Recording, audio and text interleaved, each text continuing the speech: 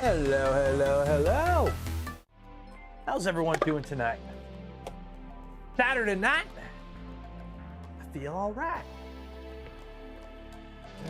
You can go over here. You can go there.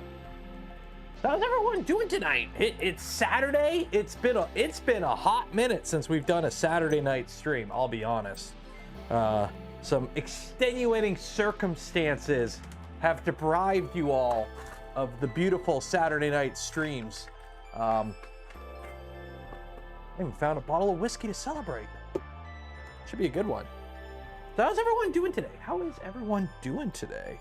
Are these metric or standard? These are standard. Why do I have that probably explains why so many of these didn't fit. Why? Oh my god. What I got standards out? Are you standard? Oh, that's why. That's why. I forgot. I had to change the battery in my doorbell or my my keypad on my house, and it's standard, so I had to dig out my standard Allen keys. Back from whence you came. Good morning from Rainy Jew. Yeah, it's rainy here too. Bearded Bucket gifted 5 community memberships. Cheers and appreciate. I gotta move my whole desk. I'm gonna move stuff around probably this week, I think. Better camera angle. How am I doing? I'm doing good. It's Saturday night and I feel all right. I got all these guys. I don't know what I'm gonna do with. I'm like starting to bring out all the CNC stuff that I have out here. I'm gonna have to make some stuff to hold stuff and whatnot. By the way, Creality K1 could do a pretty mean ABS overhang. I will say. That ain't bad for the Creality K1. I'm getting more and more impressed with that machine, I will say. Is the overlay bugging again? It's been doing that a lot lately. Been getting kind of annoying. So what are we doing tonight? I don't really have a plan. In case you haven't noticed, we don't really have any major builds coming up in the very near future. I have a bunch of kits that were like told I was getting, in terms of like people reaching out from various groups saying, oh hey, we'll send you a kit for this, we'll send you an upgrade kit for this, and nothing's showing up. So I know stuff's been delayed. Like I know the positron, for example, we were supposed to be building a positron. We're still waiting on the official proper full kit from LDO. That is like the buildable kit. So we're still waiting on that because there were the one I got is out of date essentially. They've had a bunch of revisions to it. Because fun fact, taking something that is a let's be honest, a trade show demonstration thing. A one-off trade show demonstration piece and making that a mass producible thing is actually quite a bit of work involved. So yeah, so we're waiting on that, unfortunately. So I do have a few random little things to work on today. So I think that's what we're gonna do. We're just gonna kind of wing it, do a bunch of random stuff, shoot the shit for a couple hours. I know there's like 2 SpaceX launches tonight we're gonna watch too. Because I like rockets, and when there's a rocket launch on a stream, we watch it. And I think it's around 9 o'clock. And then there's like another one at 11:30 too, or 10:30 or something. Clean, messy death stream. So that is something we're gonna talk about because we are gonna make a mess because we're gonna rip Big Papa Joey P apart. That's the first thing we're doing today is we are ripping apart Big Papa Joey P. So that'll be fun. Screw sorting stream. I'm not that desperate for content yet. If I could figure out how to fill 9 hours a week of content without resorting to a screw sorting stream, it's always a good week. You put BFIs and BZIs and 2.4. Nice. Clipperized the Tico. No, I like the Tico. How's the Piopoly? It's performing fine. I printed some parts on it the other day. It's got growing pains in the fact that it's new. So like getting slicer settings for all the materials and whatnot, like locked down is taking time because, you know, we're all having to build them from scratch basically. But function wise, I'm pretty happy with the machine. I've had, for those that don't know, I had a pre-production unit that is now production. I've completely swapped out the gantry on it. So I've got a depreciated gantry here that I need to figure out what to do with. But I've been very happy with mine. Is it the future of 3D printing? Way too early to tell. But is it a competent machine for those that need a build volume of 300 by 300 by 400 or 300 by 400 by 300? It is a valid option. So, in case you guys haven't noticed, I'm very hesitant to straight up endorse stuff. Like, I don't really go around, you know, saying you need to buy this right now. I don't think I've ever said that. I've promoted kits and whatnot in the past, you know, LDO kits. I like, you know, if you're gonna buy a kit, probably should buy an LDO kit. But I don't say directly go and buy an LDO kit. Like I hate the people who are used car salesmen. Put it that way. I can't stand it, and I will never. Like, I can't bring myself to do that kind of stuff. So I'll give my opinion on stuff, but all the time, should I buy a Bamboo? Maybe. Depends on your use case. Should you buy a Prusa? I don't know. Maybe. Depends on your use case. Let's talk about it. Let's talk about it. Because, you know, for some people, that's a great option. For other people, that's a great option. For other people, that's a great option. Guess what? It depends on the user. And hi, people who peruse our 3D printing, price isn't everything. Stop trying to make price the only thing. You guys are getting really annoying with that. Nothing is more annoying than like, hey, you know, checking out the random help threads on our 3D printing, and all it is people complaining, why do people buy Prusas if they cost that much? And it's like, okay, I don't care about the price. Now make an argument, and they can't. Well, they can't. They can't. There are valid arguments. But it's always price to them. And for a lot of people, price doesn't matter. Especially if work's paying for it. If work's paying for it, then what's the price? It's just a tax write-off, right? You just write it off. It's just a tax write-off, right? It's just a tax write-off. How do I unplug this? This is plugged in. Okay, let me, ow. I knew that was gonna happen. Okay. I gotta unplug this. Which cable is the plug for this? Can I even reach back there? I can't reach back there. Are any of these printers running? No, okay. Is this the plug for it? No, that's the plug for Tallboy. Is this the plug for it? Yes, okay. Found the plug for it. But Nero admits his bias. I do have a bias towards Vorons. I'm on the Voron team. See, Dith? See how it says Voron Design? Because I'm part of Voron Design. I have a vested interest to be biased towards Vorons. I'm on the Voron team. I will always have a bias when it comes to Vorons because I'm part of the team that that designs those printers. Whatever Prusa. Hey, you call me all a Prusa shill all you want. Joe hasn't paid me a dime. So, I'm sorry, if I'm going to shill for somebody, I at least want to get paid. So don't call me a Prusa shill. I'm not getting paid. If I was getting paid, then maybe. But I'm not getting paid. So I can't be a shill. And I don't think them sending me a printer counts. Because if that's the case, then I'm a Bamboo shill. Because technically, Bamboo has sent me more printers than Prusa. They've sent me 2 printers. Prusa has only sent me 1. And that was a Mark III's Plus that we modified. Because it was printed solid that sent me the other Mark III, not Prusa. So I think that was before the buyout. Okay, hopefully I have this unplugged. Do I have this unplugged? Ooh. Oh, oh, oh. Aha! Okay. There we go. Okay, let's unplug this.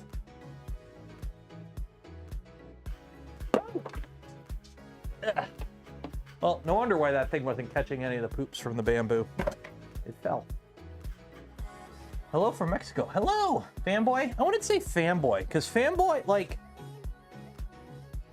fanboy is too aggressive of a term, I think. Because it's like, if you say somebody's a fanboy, like, you know, they buy the merch, they promote. I don't really promote. Voron is no, okay, no, that's not true. A division of Prusa happens to be one of the bigger resellers of Voron kits, which I find hilarious. So what are we doing today? If you're wondering why I have this guy on here, it's because it's broken. This is my Trident. It is built with a Physec kit. I don't really have amazing great things to say about the Physec kit. I've been having issues with electronics and wiring since I built it. Simple as that. A lot of the components that came with this kit were of quality. All the fans died on it. I had to replace all the fans. The wiring in the drag chains is fried. I've broken so many wires on this. Daniel's here. Hi, Bobot.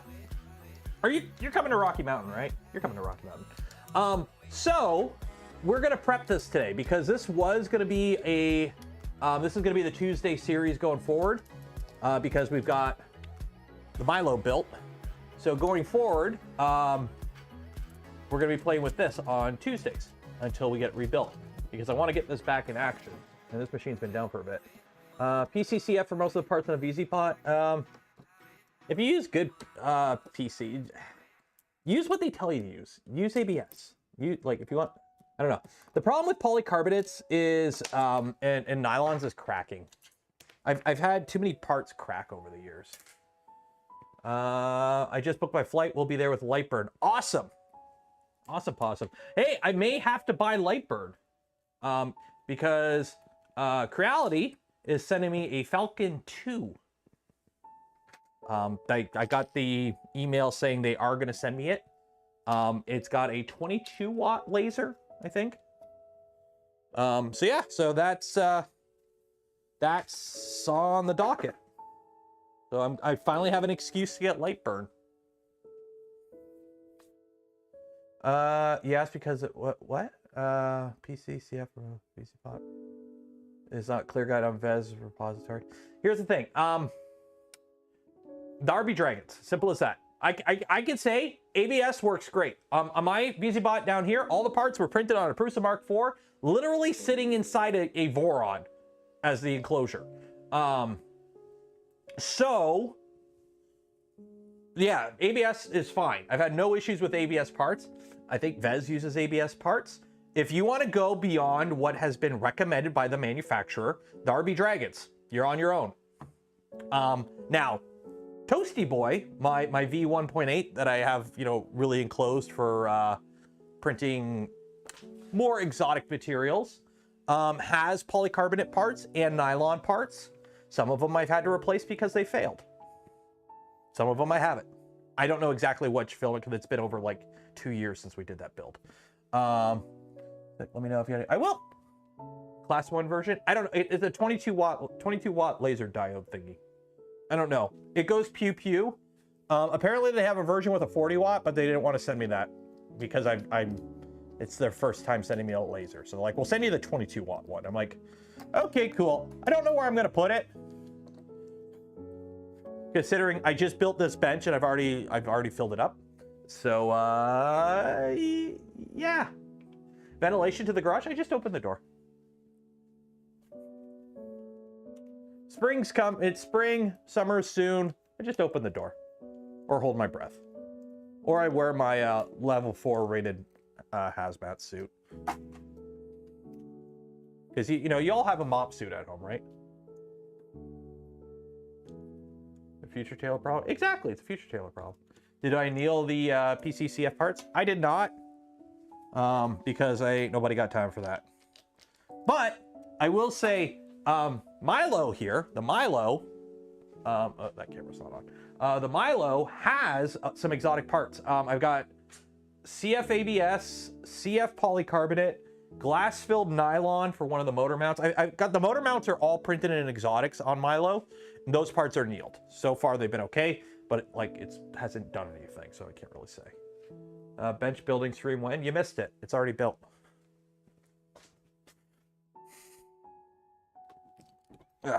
I will say the foam, the foam that came with this Physec kit is like oozing.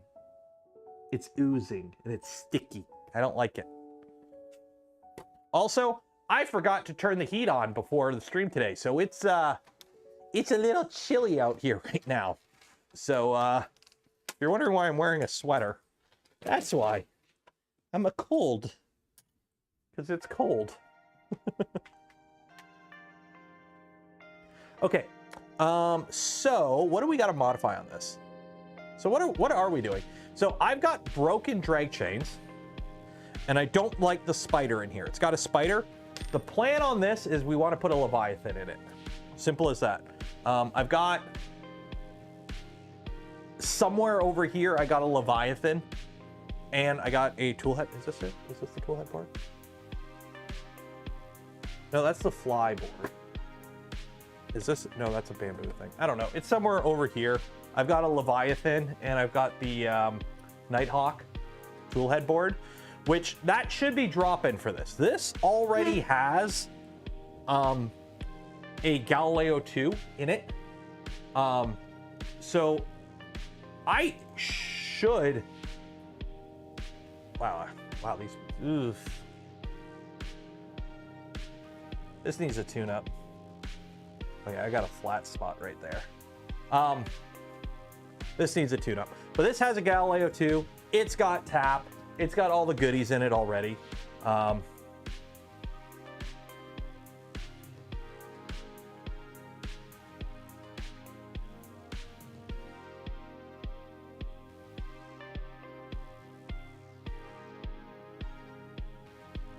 be back in 1 second.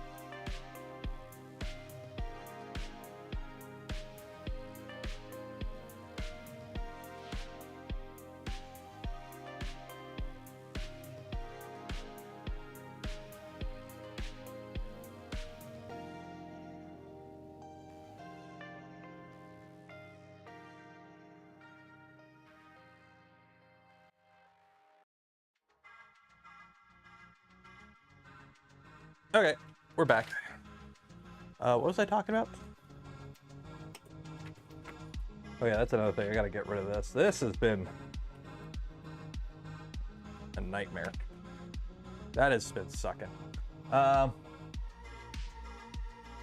SP, and umbilical. I'm not gonna be doing umbilical. I got no room for umbilical in here. So I'll be doing, I'll just run the wire through the drag chain, which is fine. You can do that.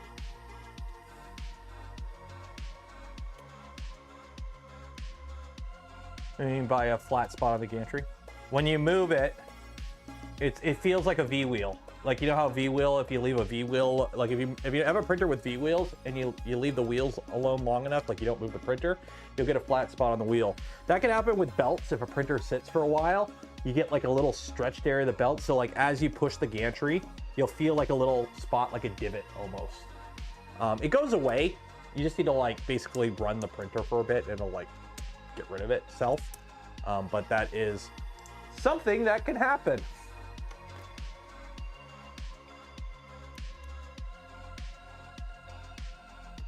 Ugh, it's all sticky. I don't like this.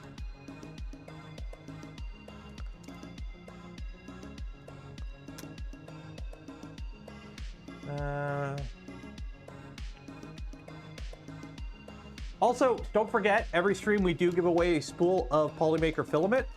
So if you want to enter to win that, link in the video description. Enter for your chance to win. Greetings from Sarnia. Hello, my Canadian brother from, I don't know, what, hour and a half up the road? Look, it's sticky. I don't like it. Yeah.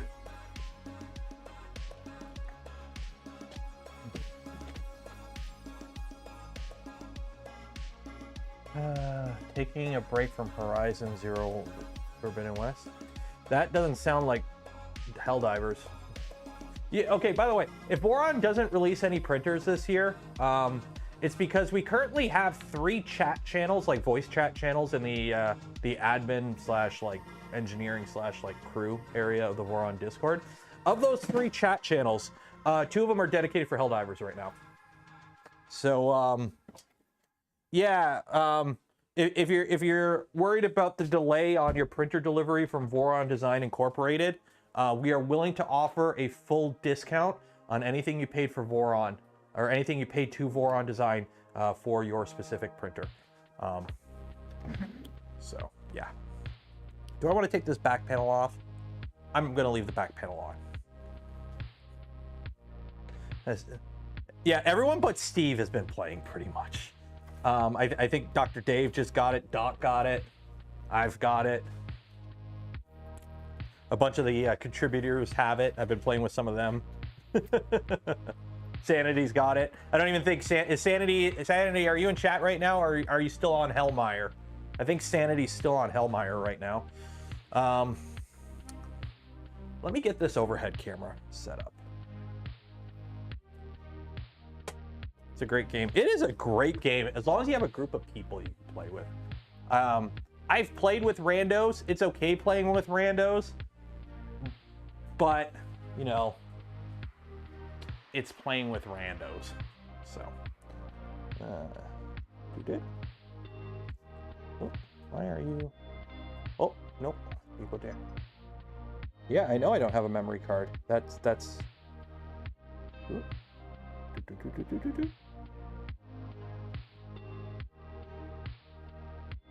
I'm trying to like even the camera out.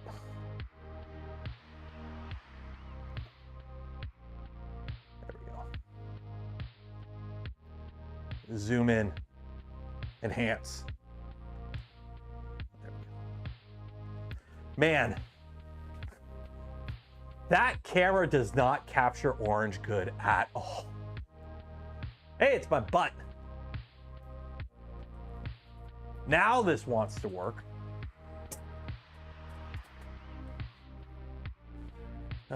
Okay. Let's see here. Can we, let's, no, video, audio, no. Home, video mode, auto, aperture, priority, highlight. Ooh, no, what'd I hit?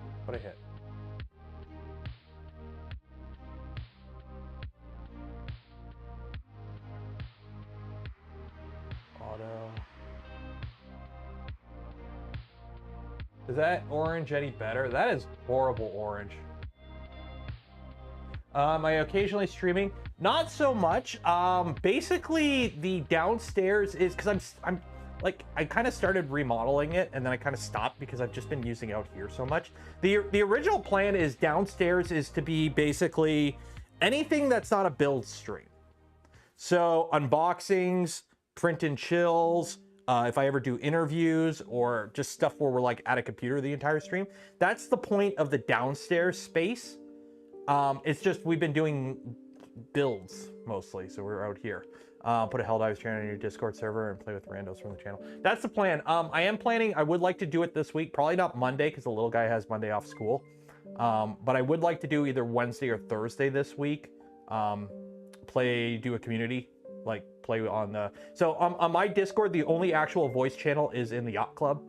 The only bench is Yacht Club. So, and that's the way I will never change that because I will never have a full public voice channel on a Discord. It's an absolute nightmare to manage. So we may do that Wednesday or Thursday this week during the day. BF Dennis gifted 5 community memberships and Wirehead became a member. Cheers and appreciate it. Let's see. Overhead. Let's auto. Let's see. Can we cinema scene? Let's try. What's scene do? Portrait? No. I want colors. Oh no, I don't want scene. Cinema? Okay, so we want, what about cinema? Is cinema look?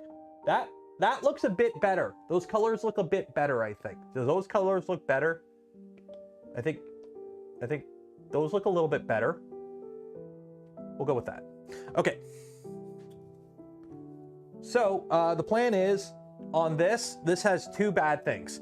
The wires are broken. I keep getting wire breaks and it's getting annoying. So I'm ripping the wires out.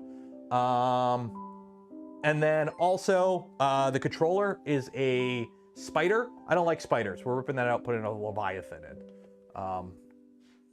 Simple as that. So first things first, we got to rip and tear. So today we're just getting this ready because we'll do that on Thursday. Go wireless. I don't think you can go wireless with a 3D printer. I don't think that is a viable option. I don't think that's a possibility. I don't think that's a possibility.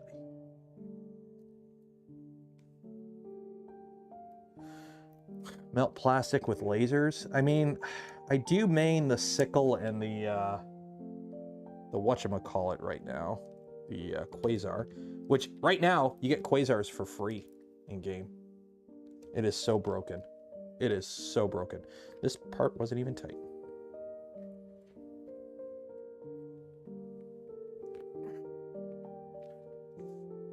Oh, Zombie Hedgehog's here too. Hey, Zombie.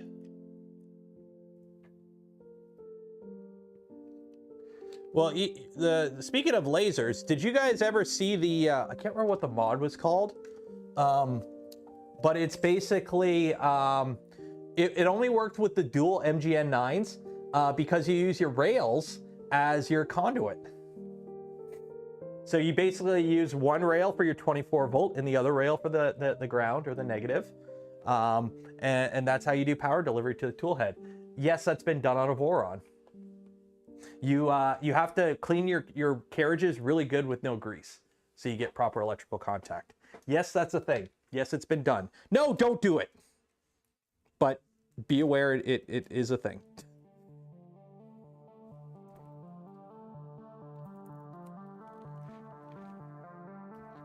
Okay. That's that.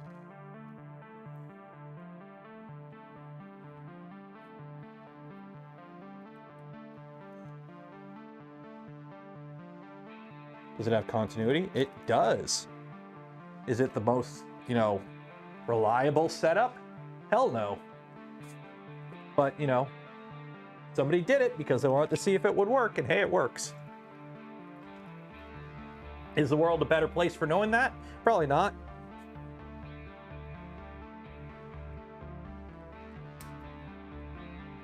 And I forgot I slathered all this with super grease because I was so sick of it breaking wires. I was trying everything I can to stop it from breaking wires. So let me gloves on. Kind of dumb. Yep.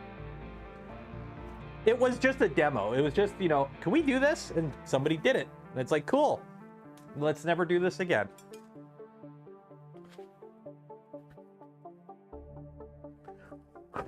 Yeah, that's how train tracks are. That's how, electric trains work. Power delivery through the rails. This music sounds like Mass Effect music. Like I just loaded up Mass Effect.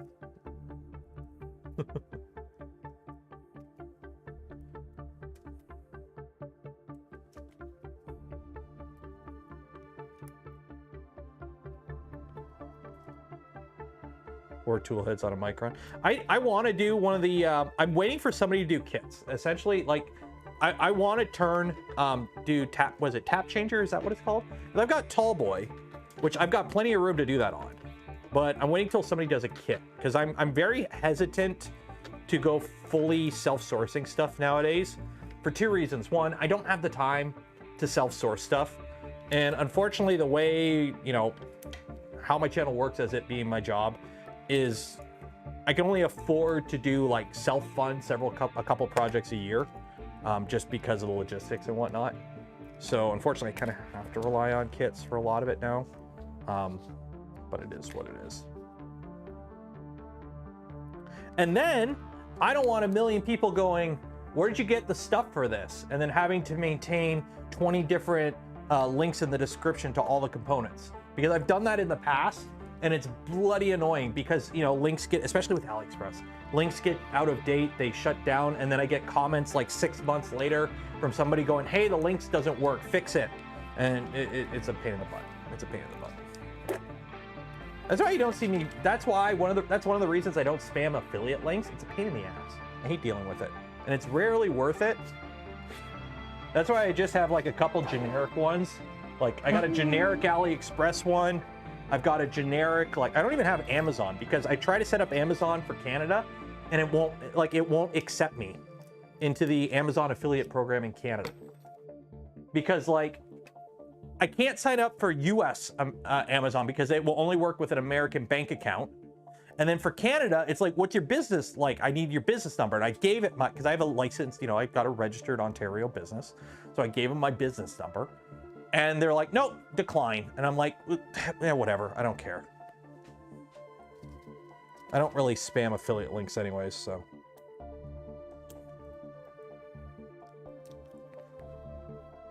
So for those that keep asking me for an Amazon affiliate link, there will never be one because Amazon won't let me set one up. Also, it's really annoying. So.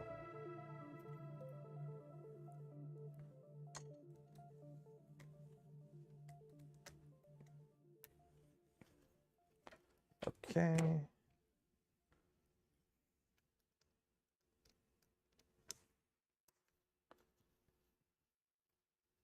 Is not fleshed out yet. You expect to figure it a lot out. Yeah, that's another reason too. I did that. If you guys remember, for the old frogs that were around when I did the Enraged Rabbit Carrot Feeder build, that was a nightmare on my end. That was a shit build series. I'll fully admit that was a horrible build series because I was doing that build while they were working on the manual and the configurations. So like as I'm building it, stuff's like out of date from like one part to the next. It's like, hey, what we did last stream is out of date. And I've had to undo what I did, but I did it off stream. So it's like a horrible, I am not proud of that series at all.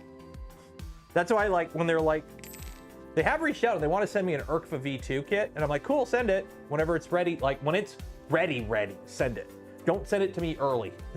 I don't want to deal with that again.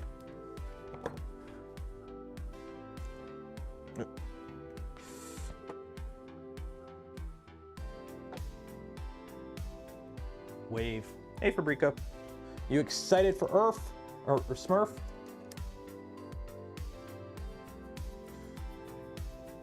Soon.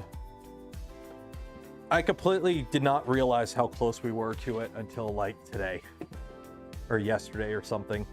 Somebody made a post about it and then it's like, oh shit.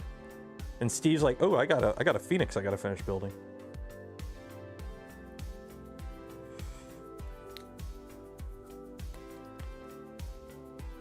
Oh, hey, there's another broken wire. So today we're gonna find out how many broken wires are in this thing. So today we're just ripping this apart today, by the way. We're just ripping this apart. I'll probably print some stuff because I don't think I need to print anything. Yeah, for the Galileo 2, I don't need to print anything for mounting the Nighthawk, but I do need to print a Leviathan mount. That's what I need to print a Leviathan mount. That's what I need, a Leviathan mount. Howdy from Texas. Well, hello there.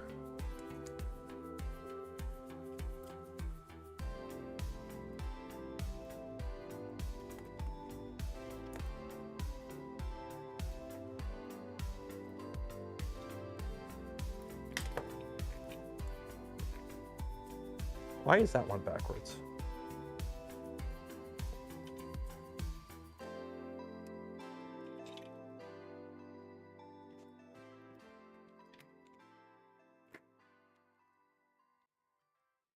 There we go. What connection are you going to use? Oh, if it's Nighthawk, I'm going to use USB.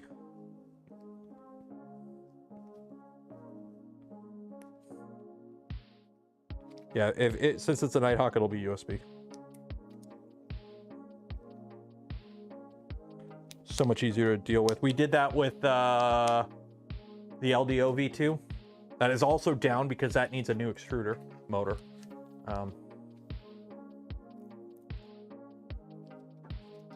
or extruder. I don't know.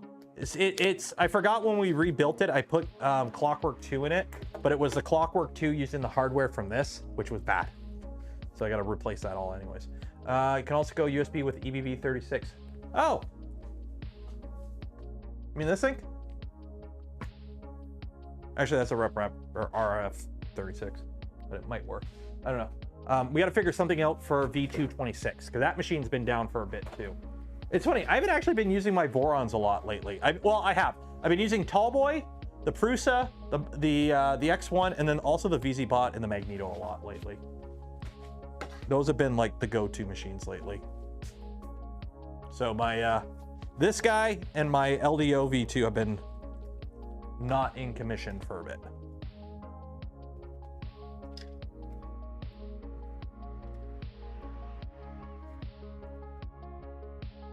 Well, that wire is broken.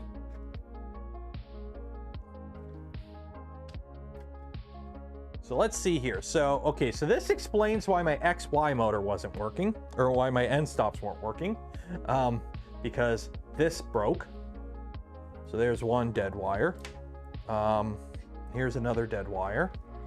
That was a patched wire. That was a patched wire. Yeah, so we got, what, 4 broken wires? I've patched a few of them already. And I've got 2 broken ones in here currently. Great. Whole thing's coming out.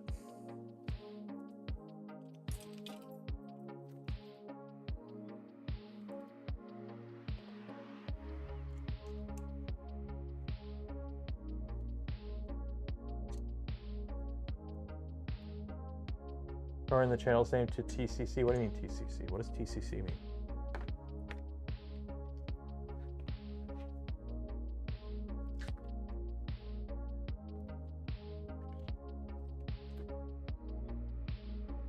So I'm probably gonna modify, shoot, I don't know if I can do that with this. Can you do that with this, where you put the end stops? I don't know, I gotta look into that. I may move the end stops on this. So I think I can put the end stop there. Yeah, I can put the end stop there. So I can get rid of the XY end stop here. So I can put the end stop on the tool head. So we'll do that. That is a really loose. That is wiggle, wiggle, wiggle, wiggle. Probably gonna have to go through and tighten all that up.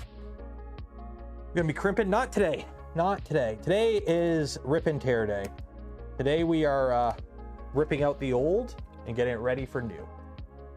And by old, I mean all this bullshit that has failed. You have failed. Okay, we're gonna have to flip this now. You can go over here.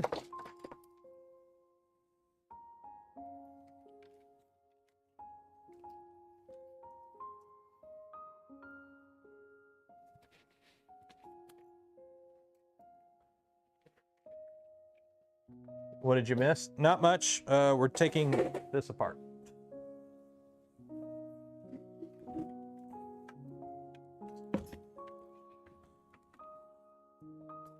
So how's things look under here? Yeah, everything looks okay.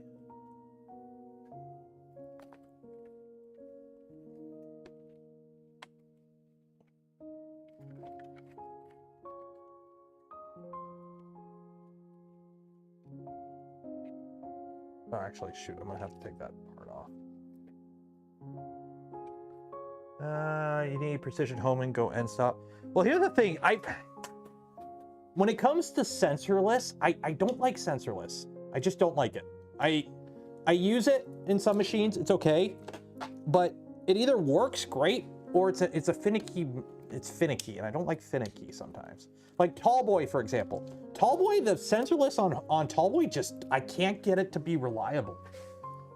Like I have to basically, it's between like, I can't remember exactly, but you know how you can like set it from like -63 to like 64?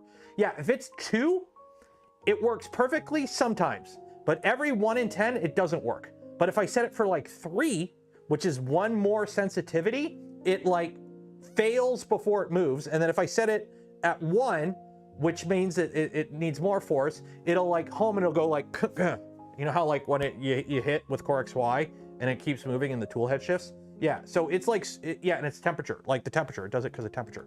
It's super annoying. So I prefer end stops because an end stop will always be more accurate than sensorless and more reliable, in my opinion. Especially on Core XY. I don't know, Core XY is just funky with sensorless. Like, I've got sensorless set up on a bunch of machines. Some of it works perfectly, and I've had 0 issues. Other machines, like this one, the reason we're doing what we're doing now is because when that XY wire broke, I said screw it because I had a bunch of stuff to print. So I just set the machine to sensorless. I just went in, I just put the jumpers on, I set the machine to sensorless, and it's the same thing where like it kind of doesn't always work the right way. So I'm like, screw it, whatever. I'm rebuilding it. I want to put the stuff in it, so.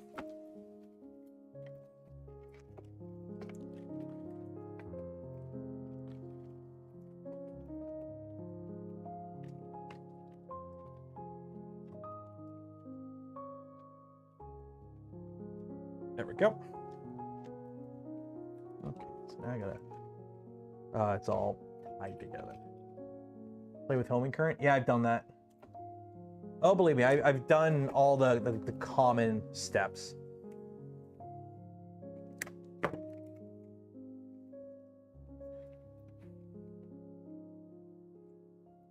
Yeah, come on.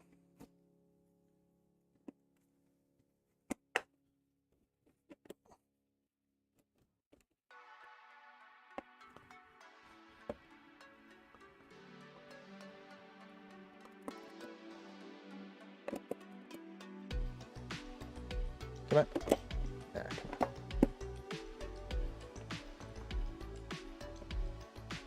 come on. Come on.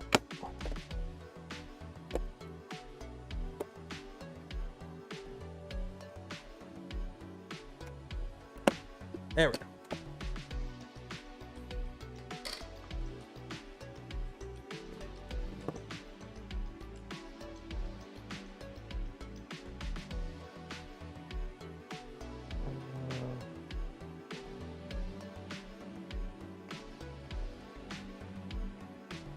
Of course, I wrapped everything nice and tight to make it look good, which means I gotta unwrap it now.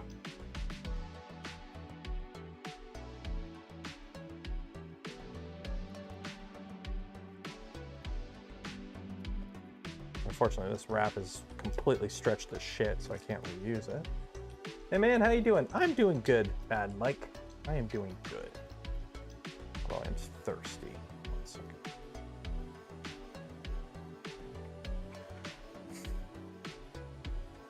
Today went by really quick.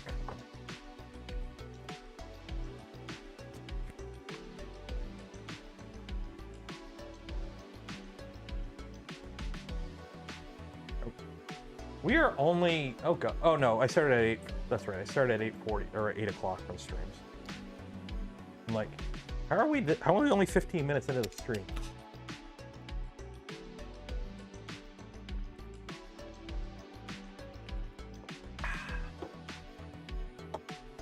Okay.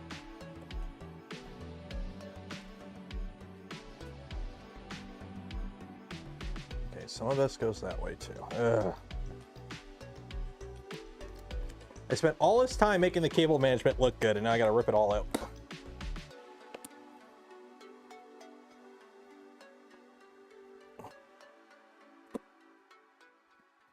There we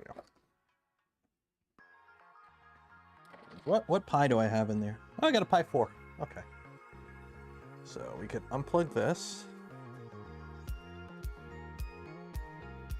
Get rid of this cable.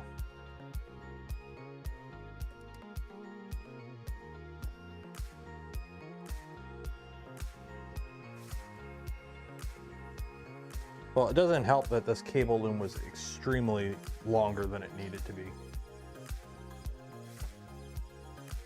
Pie. Ooh. I could go for, actually, yeah. Little guy's birthday today, so we had cake.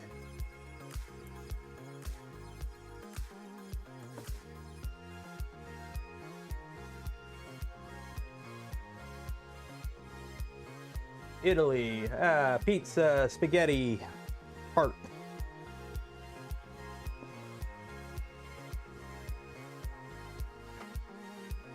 Okay. Oh, this is gonna be a nightmare because it's. Oh, okay. So, well, all this can come out. Oh, hey, more extra wire. That's always good.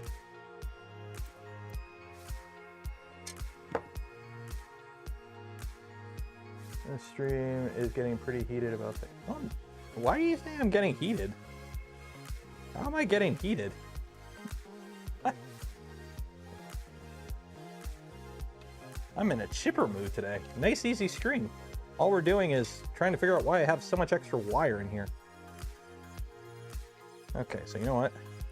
Undo you, undo you, undo you, undo you. Because I don't know where any of you go. I think you power the Pi. Yeah, you're the Pi power. Okay, so you go down here. You cables are important, so you go over here. Where are you, a motor? You can come out. Okay, you could stay. You're important. You stay. What about you? What about you? Okay, the Z motors are important. Okay. Close them off. Gloves are coming off. It's getting super serial. Where'd I put that flathead?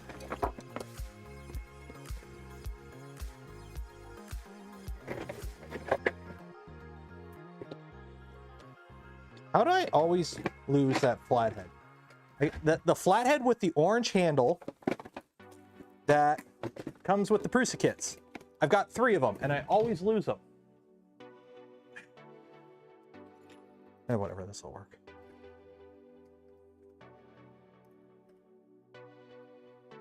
Four dead printers and no motivation to fix them. Okay, cool. Do you like Helldivers? Print yourself a suit of Helldiver armor. There you go, there's motivation. Don't like Helldivers? I don't know, do a Halo cosplay.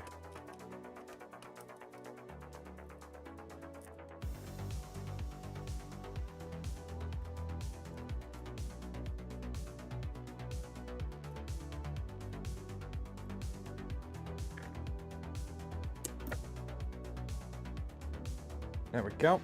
Did that break? Yes, it did. Oh, cool. So there is the spider. It's a spider. I don't know which version of the spider. The V2.2. Nice. That's going bye-bye. I'm putting a Leviathan in here. Okay. How else can I get rid of this chain of madness? Jesus Christ.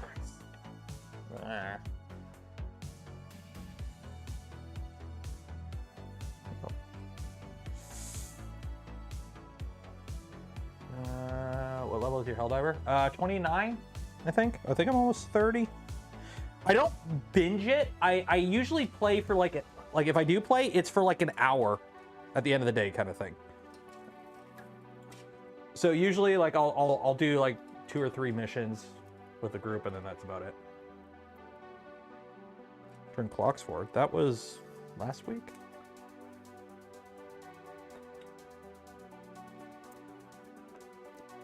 What? What are you? Oh.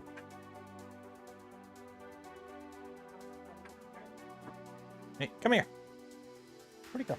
Coda. You wanna come say hi? Over here.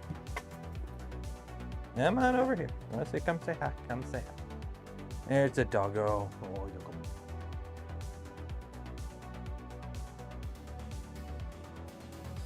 Oh, he's a good boy. Please. Hey, who's that? No?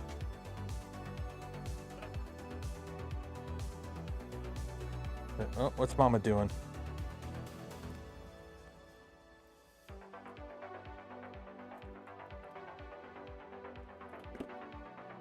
There. Oh, you're grabbing a drink. Okay, behold cable. In the garbage, because this is a complete, the problem is I've learned to stop like For a bit, I was reusing cable. Like if I ripped the wiring loom out of it, but I would use it. The problem is a lot of it's compromised now. I just don't trust it anymore because I've had too many issues where I've reused a wire loom and like the wires are already not great condition. So I've kind of stopped doing that.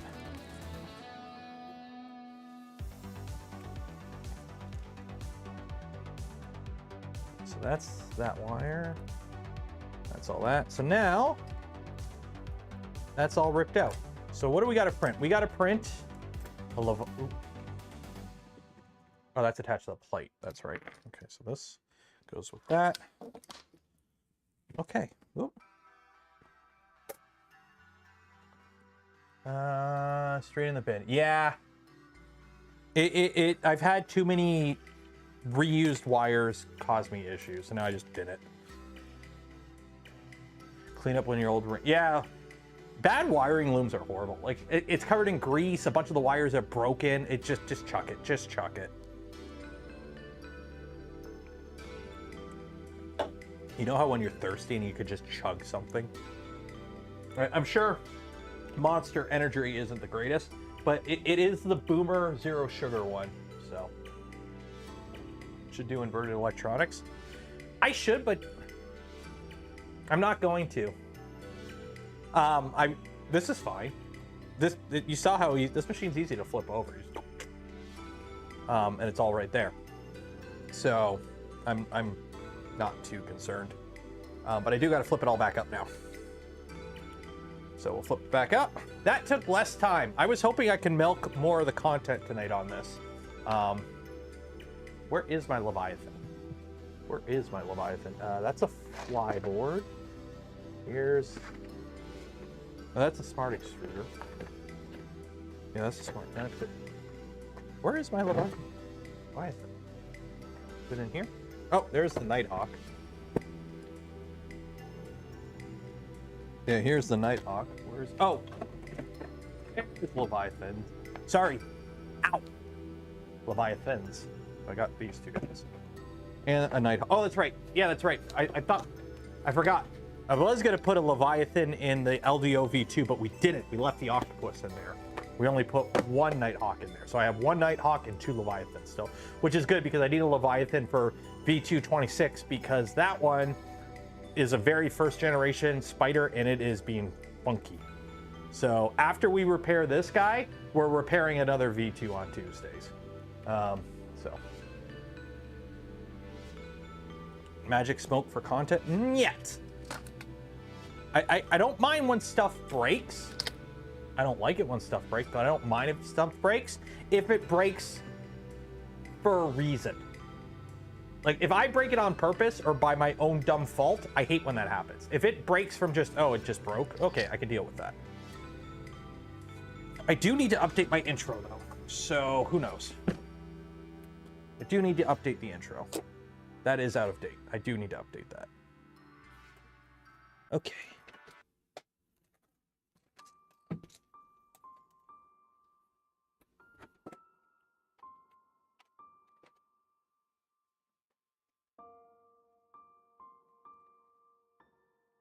Okay. You have any CAN bus boards? Yep. Tallboy is CAN bus. Tallboy runs a CAN bus board. Which is it's a V2.4. Here, let me move this. I'll show you. Tallboy runs CAN bus. V226 is a Nighthawk. I also have a salad fork with CAN bus, but that one has been down since pretty much since we built it. Simply for the fact that the version of CAN bus it had so many issues. I just got frustrated with it and I put it aside and I completely forgot about it until right now. So yeah.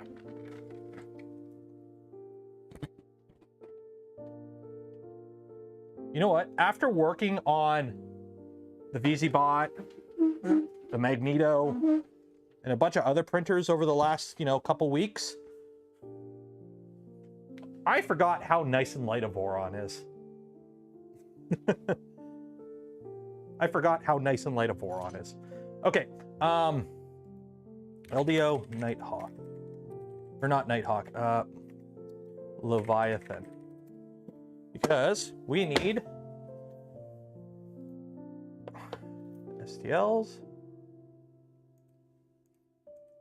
bracket set.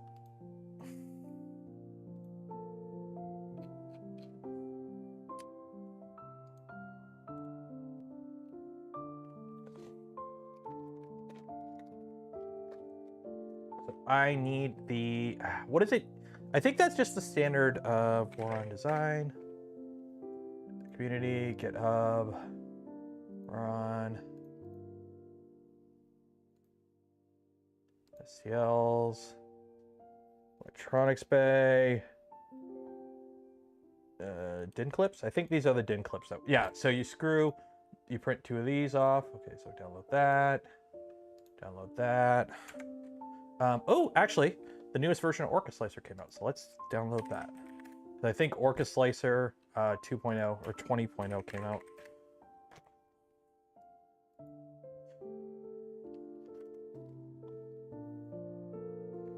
Release pages. Yeah, v2.0 full release. Okay. So we'll download that.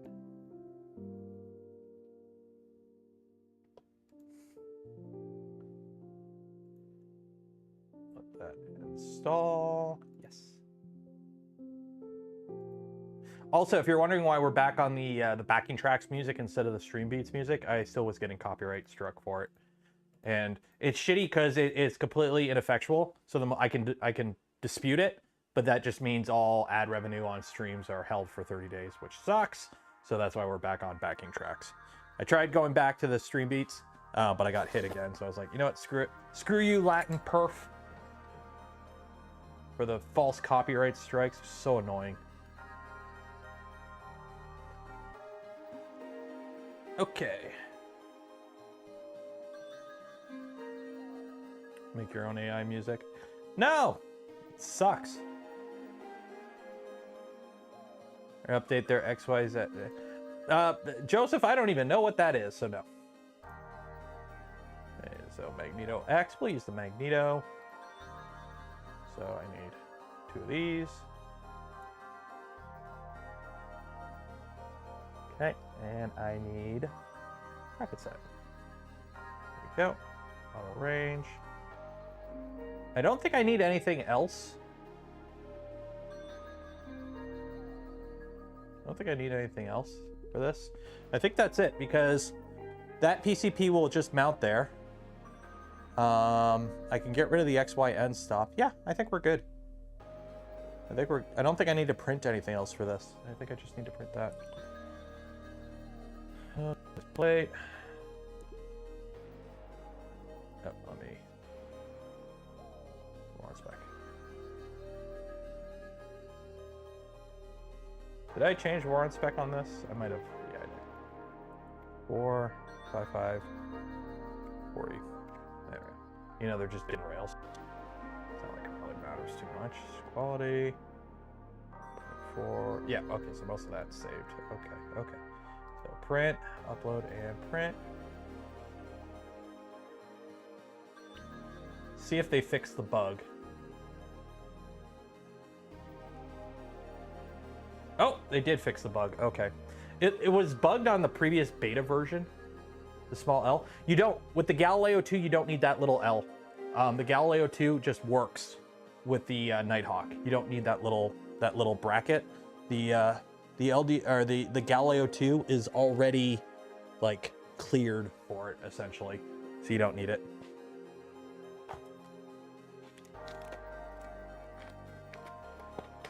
At least that one wasn't. I don't think you need it with the Galileo 2. I don't think so, because that has a Galileo 2, and I don't think that has.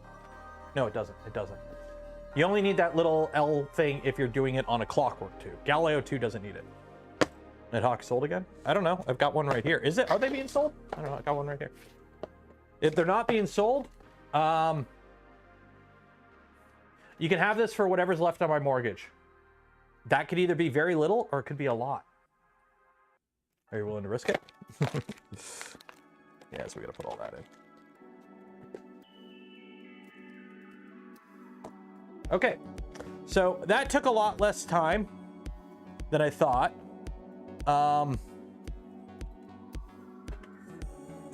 So what are we gonna do now? That took a lot less time than I thought.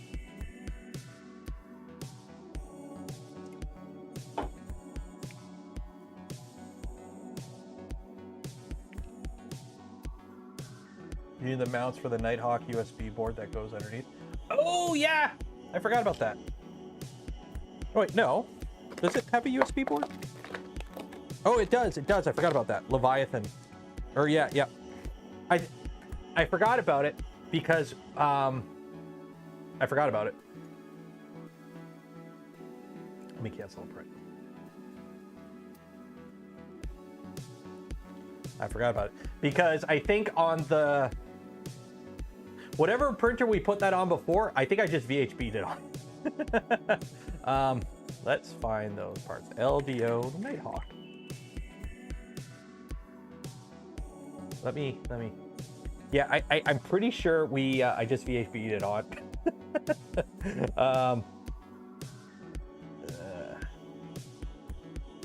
So the Galileo 2 works with this USB adapter mount. That's what I need.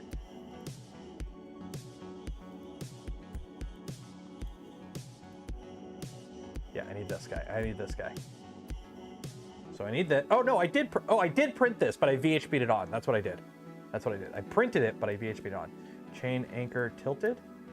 Okay, I don't use this because let me double check here because I'm pretty sure this has the same tool head as this. Yeah, that's right. I need, yeah. I'll be good because, yeah, I'll be good because this one has, yeah, we're good. I can reuse that because this has, that's broken. Oh, that's broken. Oh, okay, I gotta fix that. Okay, yeah, that'll work. Because I'm gonna run the drag chain. I'm gonna run the cable through the drag chains. I'm not gonna do umbilical because I don't have room to do umbilical on that. It's so close to the top and it's 350. But I do need to reprint a Galileo 2 part. Galileo 2 extrude. I do need to print a Galileo 2 part. Does the tilter work with 3 hill? I don't know. I'm not using it. It might. Cable chain 3 hole. Yeah, I need this. I don't know what that little cutout's for, but.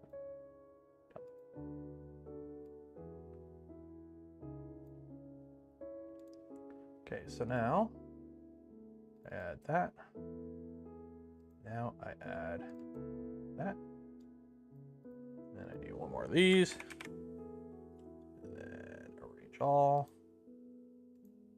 Oh, the chamber thermistor. That's right. That is right. I forgot about that. Chamber thermistor. Okay. So that is that. That is that. That is that. Cool. Splice plate.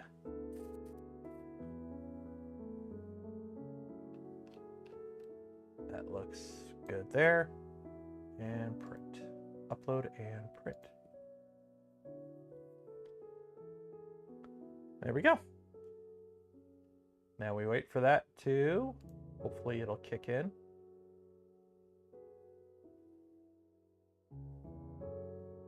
It was being buggy last time. This was buggy where it doesn't upload. Oh, it does. Okay, good. It is working again. It was buggy on one of the beta releases for Orca Slicer where you would hit upload and it just wouldn't start printing. So yeah, so we're gonna be putting a Leviathan in here. If you don't know what a Leviathan is, it's this. It's a LDO board. You could put the Raspberry Pi directly on here with its own little cable. It's all nice and shiny. That's how we're gonna be powering this guy, is Leviathan with a Nighthawk. So that is gonna go in here. And then I've got one more. This is gonna go in V226. So what am I gonna do with you besides drop you?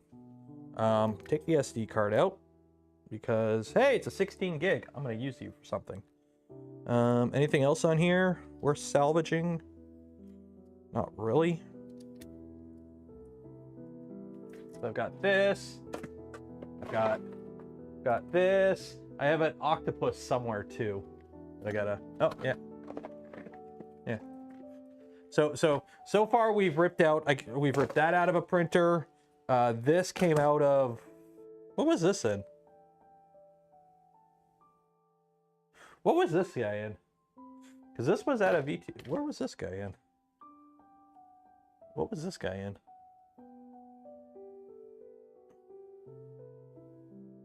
What was this guy in? Because it wasn't that. Maybe it... What was this guy in? Tallboy? No, because Tallboy has... Maybe it was in Tallboy? What's in Tallboy? Printers, Tallboy. What does Tallboy have? MCU, host. Oh wait, it doesn't tell you. Doesn't tell you. What is Tallboy? What did we put in Tallboy? I thought we left this in Tallboy. Oh no, Kraken. That's right. Tallboy has Kraken in it. I forgot we put Kraken in it. Because we took this out and put Kraken in Tallboy. That's right. I forgot about that. So yeah, we've ripped like all these out in the past little bit. In the pile. That's right. I forgot about the Kraken. Do we got a rocket launch to watch? Can we watch a rocket launch?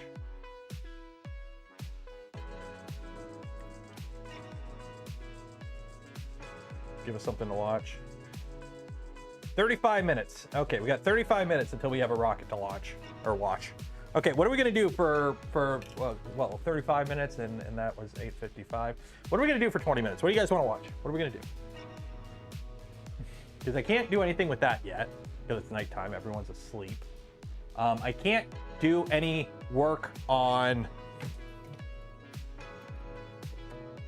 I was gonna say, hey, I've got a bunch of cosplay stuff we need to work on. But I'm not allowed to touch this on screen anymore. So you're gonna go over there. Because you're completely inert, non-functional, and not even real. You are, see, I could do this. I can hold it over here, with my excellent trigger discipline. But because it somewhat resembles a real world thing, I can't touch it on a live stream. Drink and rant. No, it's not that early, not that late.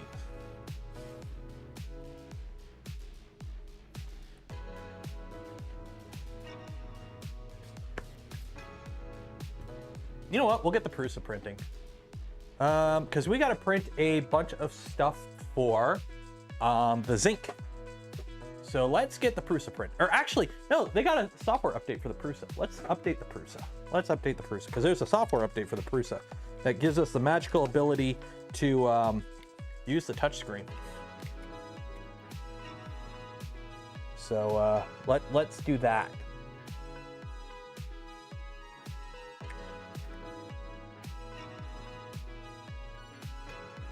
Prusa Mark IV firmware.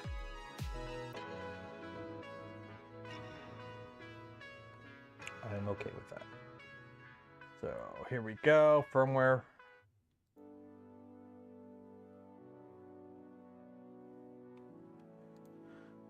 Is this the new one? No, there was. They tweeted about it. Prusa.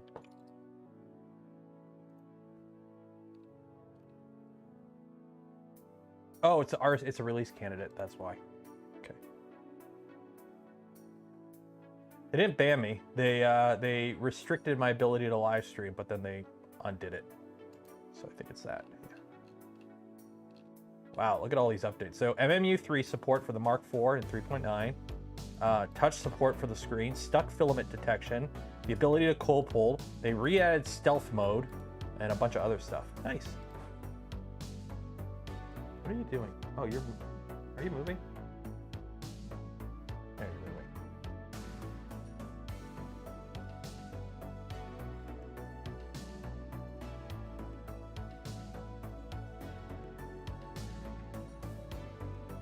Yeah, you can't handle a firearm on a live stream on YouTube. It makes perfect sense, and I fully support that rule. It's just they improperly flagged me as doing that, and then they reversed it, which is fine. Just don't like. I just wish the system was a lot quicker about it, because you know nothing is scarier than losing your principal source of income.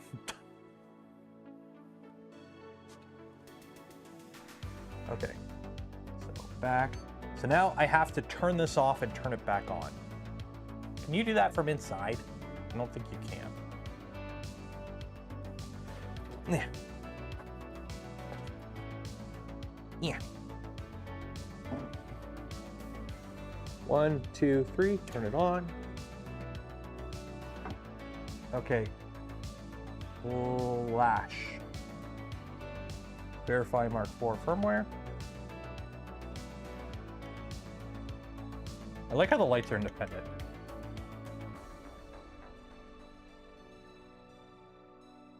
So that's flashing. And while we're doing that, let me find, so what colors are we gonna print the zinc out of? So if you don't know what the zinc is, it's a, I was gonna build it, we're actually, the original plan is I was gonna build it tonight on stream, but after what happened last Friday on stream, we're not gonna do anything that's remotely pew-pew on live streams anymore.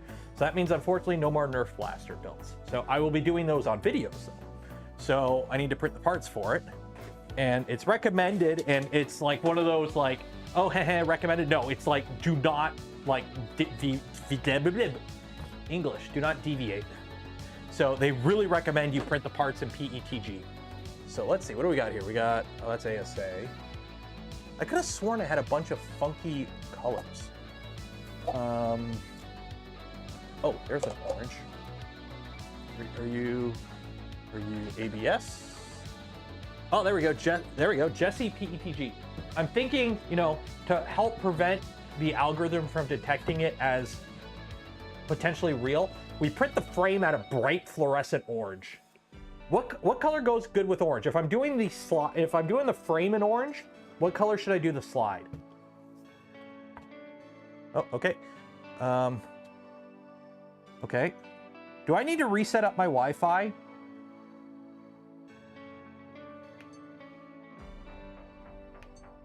Oh, I guess I gotta update the firmware on the flash anyways.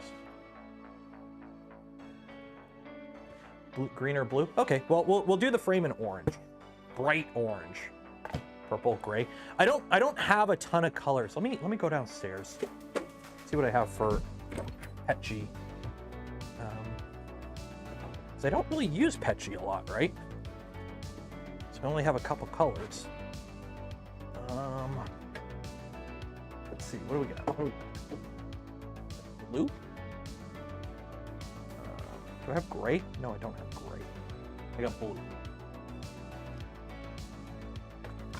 I got blue. I got blue. And red.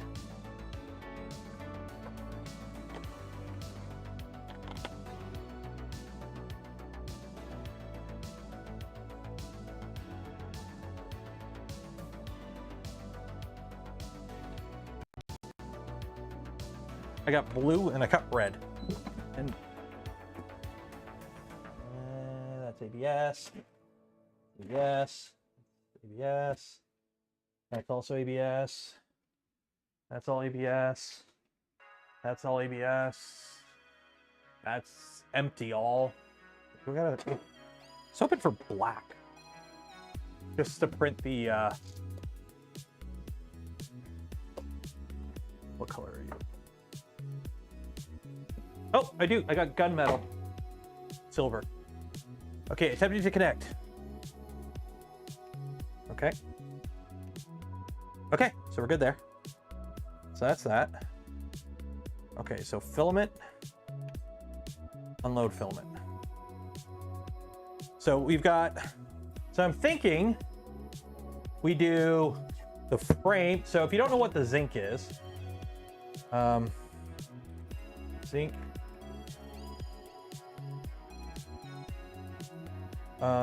I don't know exactly which kit I have. I'm just gonna show us this one. This is the zinc.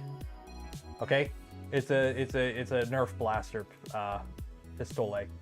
So I'm thinking we print the frame out of orange.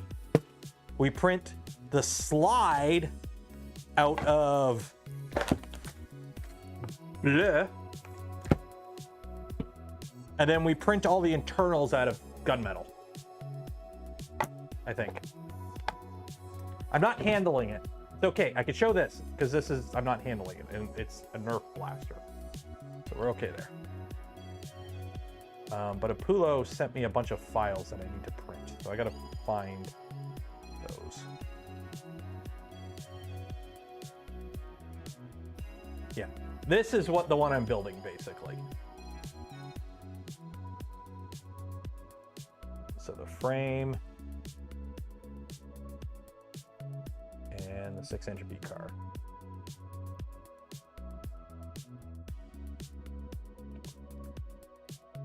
So we'll go put the orange in first. Okay, so are you unloaded? You're unloaded. Okay, cool. So now I can do this because I have the ability to do this now. Which end is the bad end? Want you like that. Okay. Because we modified this. I've been doing mods to this. So we have dual filament feed on this.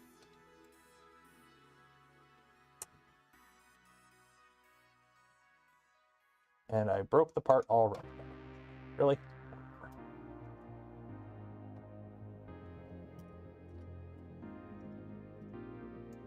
You go there. You go there. Oh, wait, did I? Ah, shoot. I didn't put that. Oh, maybe I did. Maybe I did load that right. Did I load that right? Oh, I need to. Maybe it's snippies. There we go.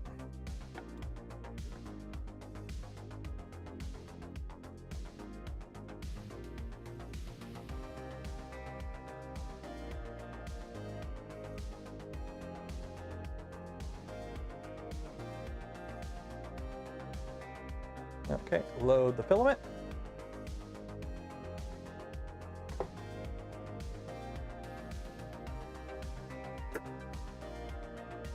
It is PETG.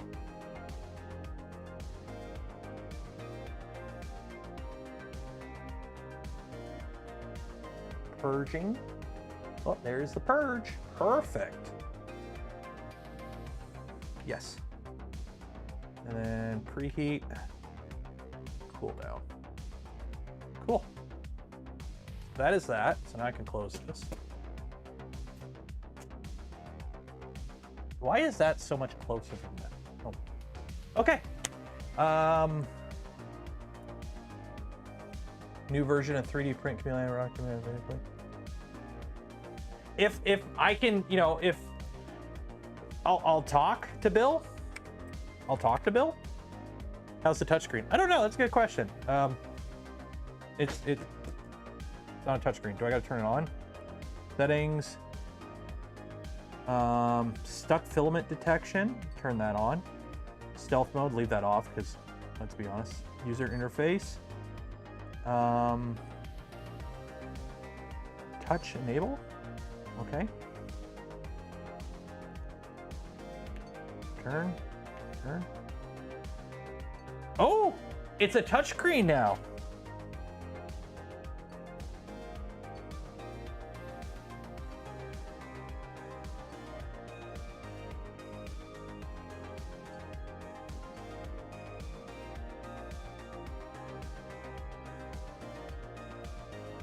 You know what? That is a pretty...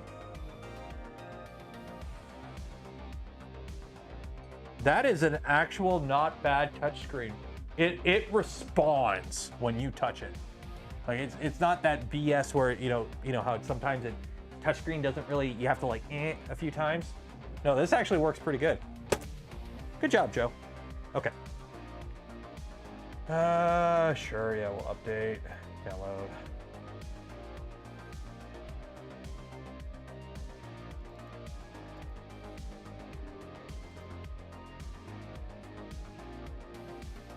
I gotta do something. Next, next, next, install.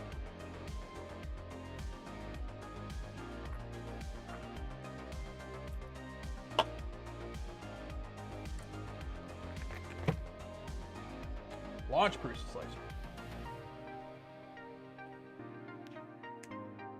That was it's gonna line up pretty good.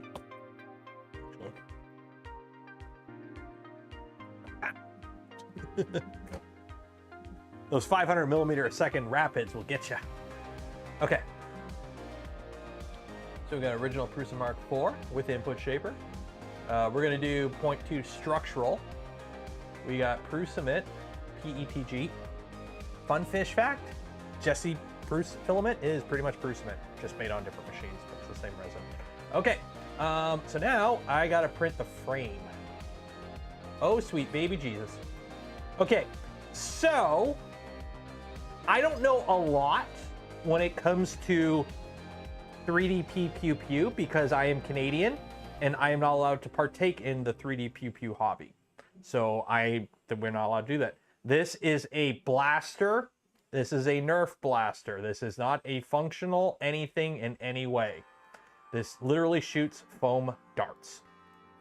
But I do believe the best way to print these is on a 45.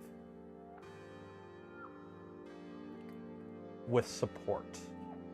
I believe is the recommended way, if I remember correctly. So you kind of want to, because that way you get like the most, or I don't know, which way should I be printing this? Print mine on the rails? Yeah. So you print it face down? Yeah, I get, you know what? That would probably be the best option, I'll be honest. Because it is PETG, so you're going to get good layer adhesion. Supports on build plate only. We're going to play 50% infill. 5 walls, 6 top, 6 bottom, 40% infill, 50% cubic. I like my cubic. Support material. I want snug. No, I want organic supports.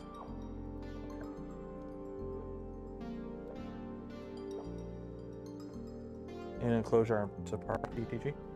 I've printed all the parts over here. All I've done on the Prusa so far, other than a few other knickknack stuff, I have the very first thing I did on the Prusa after we got it enclosed was literally print all the parts for it in ABS. So these are all the parts for a Prusa Mark IV in ABS. By the way, they print beautifully. These are like beautiful parts. Okay, so this is that. Again, this is a Nerf blaster.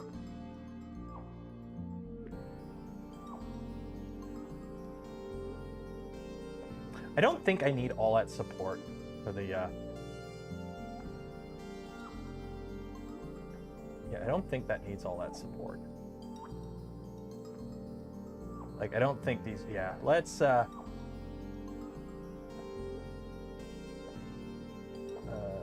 circle. Yeah, let's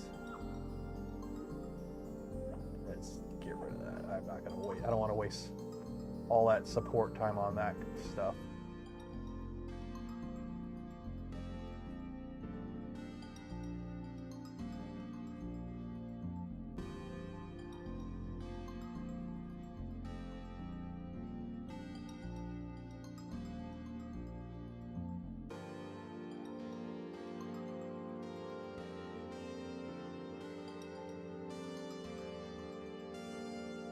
The back here is probably going to need it, though. So we'll watch my camera wig out for a second. The channel will be a mess. Oh, for down there, yeah. Let me... Oh, what'd I do?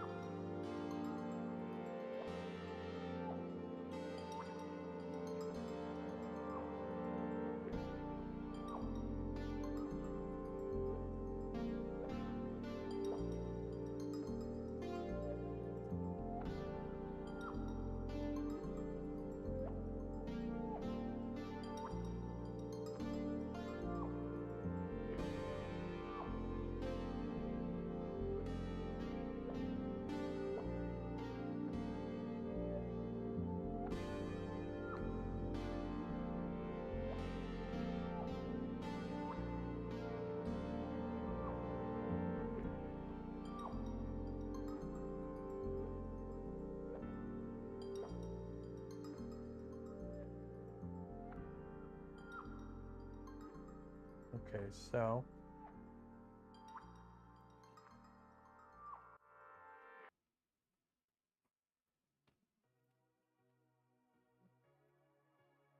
get up in there. Don't want them there. There was something in here. Oh, it's this area.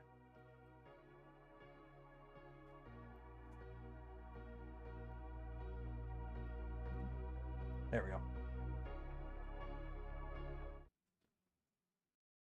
Yeah, the Mark IV prints ABS beautifully, I'll be honest.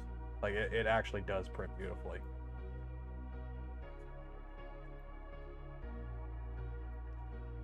Okay, I think we're okay now. Because, like, I don't mind support on the outside for some of the more, like, mission critical stuff. Like, under here. Like, I mean, I could probably print this whole thing without support. You know what? You could probably print this whole thing without support. I'm tempted. Maybe I should just turn off support for this. You know what? I'll leave it on because it does support a few areas. I think this will bridge. I don't think I need support here.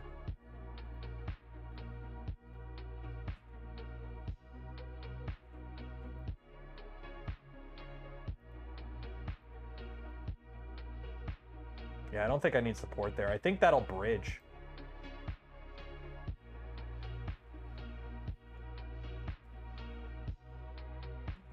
No, it's still trying to support that.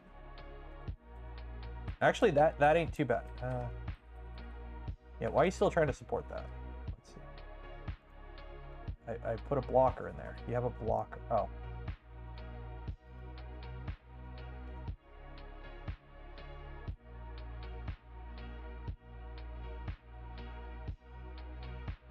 There we go.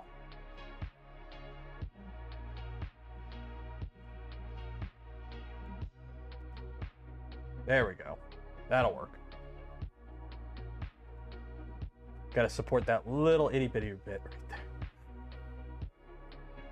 Yeah, whatever. You know what? I'm fine with that. I'm okay with like just a little bit there and there. Just, you know what? You know what? We're just gonna not print support. No support. None. No, because these will need it. These need support, I think. Actually, let me see. Let me see. Does this need support? Arcs out. You know what? That'll be fine. That'll print without support. That'll print without support. Yeah, we can print this whole thing without support. And it's got some Mickey Mouse here. It's cool. Export G code. Save that. Close all that. Printers. Here's the link.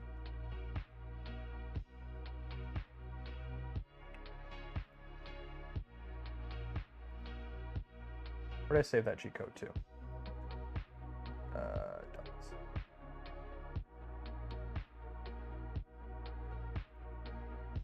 Yeah. Let that do its thing. Savage. How is that being savage? One side of the magwell external is unsupported. Oh, yeah, no, it'll be fine. It'll be fine. Are you talking about the flared mag base? Yeah, it'll be fine. That'll print without supports just fine. This whole thing should print fine without supports. I don't see any. Everything has angles to it, or is perfectly flat. I think we'll be okay. And there should be enough material there for that first layer to hold it all. We should be okay.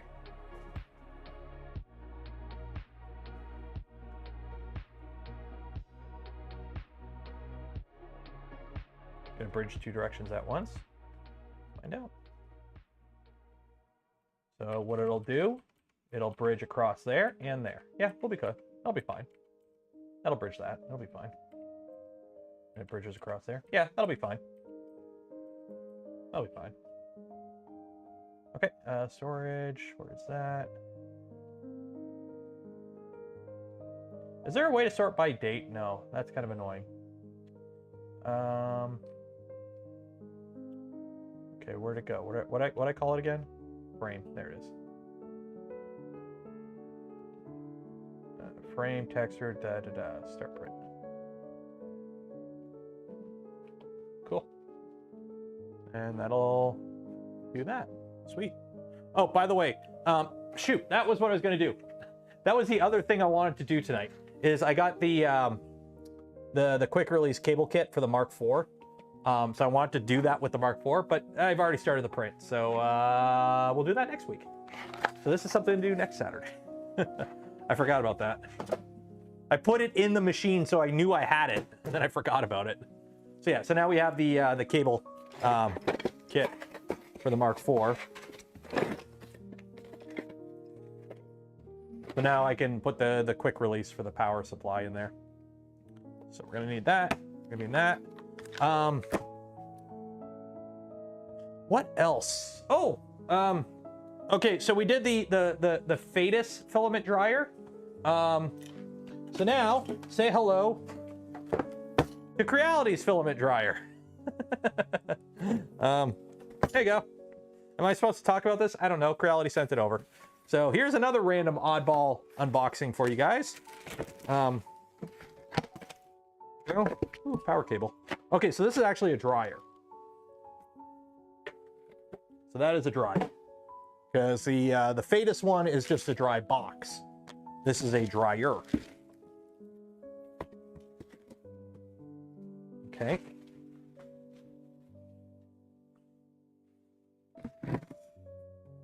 Ooh. Okay. Is that a... Okay, that's a hose holder. So you can... Oh! You can actually close it. Cool. We got a screen on the front. And a power thing. Okay, let's plug this in. How's the Magneto doing? Oh, it's printing. It's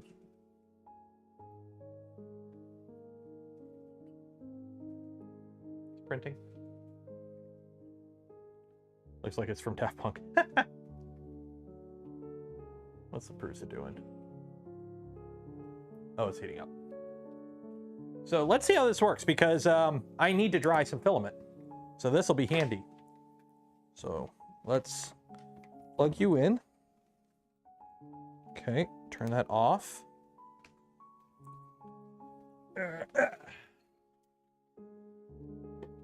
Plug it in, plug it in.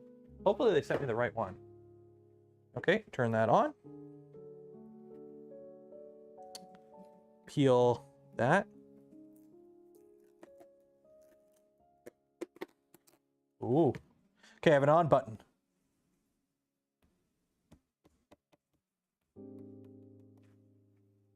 It's on. Oh, okay, you have to hold the on button for a second. All that turns on. Okay.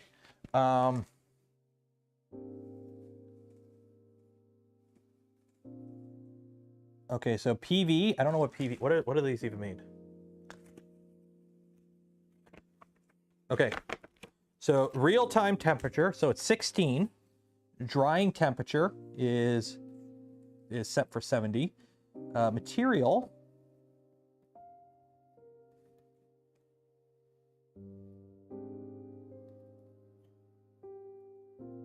is Polypro, ABS, ASA, PETG. Okay. Drying time. Oh, okay. We'll do 8 hours. We'll do 8 hours. And then I'll take my spool of PETG that's a little dry or a little wet, and we'll just put it in here. Ooh, you could feel the air moving. And then we cover the little nub in here so we don't let any of the heat out. So right now it's 21 degrees, 22 degrees in there with 55% relative humidity. So, oh, that's real-time humidity. So we'll let this go for a bit and see how much moisture it sucks out. If this works really good, I probably will pair this with Toasty Boy, because Toasty Boy would be nice to have a dedicated dryer that can feed it. So this would be nice to have on Toasty. Also, I think Sunlu sent me theirs too. Everyone's doing dryers now. The max temp on this, I believe, is 70. I believe this goes up to 70. Yeah, it goes up. The default is PACF is 65C. But it is working temperature is 45 to 70C. Can you weigh the spool before you dry it? The problem is it's a partial spool, and I don't know how much moisture it would suck up. Meh. I mean, let's be honest, 70C is enough for everything except for the fancy stuff. Like max temp and put PLA and just open it up, it's all bleh. It does have a fan in it. You can hear the fan going. It's not too bad. It does have a little filament out spout, so it can feed from it, and you can plug it up. That's actually nice to see. There's like nothing to this instruction-wise. Modify drying temperature. Click setting. Change drying material. Please don't use this product when the power cord and socket are damaged or in contact with water. When it is working for heating, please keep it away from water and other combustibles. When not in use for a long time, please power off. Please never use this product under wet conditions. Please keep it out of reach of children. In case of any failure, please power off the product, then unplug it instead of using it continuously. Then contact our after-sales support personnel rather than replacing its parts with non-original ones or dismantling it for repair. How the hell does this have better English than the K1? How the heck does this little itty-bitty space filament dryer from Creality, the manual for this, have better English than the manual for the K1? This is like English. Kindly reminder, when the product is placed in a humid environment, there may be some odor or smoke when in first use, which is normal. The real-time temperature and humidity are only for reference for the environment inside the dryer, which cannot be a substitute for data given by the temperature and humidity sensor. Like, this is English. No, it's like all Chinese. It's all Chinese or Mandarin or whatever and translated to English, but it's actual like English instead of English, like most Creality manuals. That's actually nice to see. Good job, Creality. I'm rooting for Creality. Like, I know this sounds weird. Like, as somebody who's involved with 3D printing, Creality can do it. They just kind of drop the ball at the last minute every time, and it's annoying me so much because I have the K1C right here, okay? I've got the K1C, okay? Zombie Hedgehog has had an absolute lemon of a machine, okay? And a lot of other reviewers have, but mine does this in ABS. Like, the problem is I'm getting banding issues. I'm getting banding issues at lower Z height. So as soon as you get above an inch above the bed, the banding goes away. But I mean, like, look at that ABS overhang. That's an ABS overhang. This is all ABS. Like, here's a stealth burner. It printed beautifully. Like, every now and then they can do it good. They just can't do it good repeatedly. And it's annoying because it's like, you guys have a good system. Your prices are good. You know, you've got a huge market already, a large user base. You just got to like get your QC under lock. Like, it's such a shit out. I want to like Creality. I do. Because I like competition in the market. I love when there's competition. If you don't have competition, then you get Thingiverse. And Ender 3 is till the end of time. And then, you know, finally Bamboo comes around and kicks everyone in the butt. And now everyone actually does, you know, competent machines all of a sudden, somewhat. What orange ABS? This is Sparta 3D Sparkle Orange ABS. And stop bullshit. And actually ship real clipper on your machine. Stop with the not clipper. So we're already up to 59 degrees Celsius and 35% humidity in here. Yeah, it's warming up. It's actually warming up. It is kind of annoying how it opens from the back. But I guess that kind of makes sense. You have this big area. What's in here? Nothing. There's nothing behind this. This is just plastic. This is just tinted plastic. There's nothing behind this big area. I wish they didn't tint it. Companies, stop tinting the front panels of things. I need to see what's in, like, Magneto, I brought this up, like, I brought this up to Pio Poly. I like tinted panels on my printers. It looks really good. On the side. Don't do it on the front, because then I can't see what's going on inside. Stop tinting the front doors of your stuff. I know it looks good. This looks really nice. But you know what would be nicer? If I could see the filament inside of it.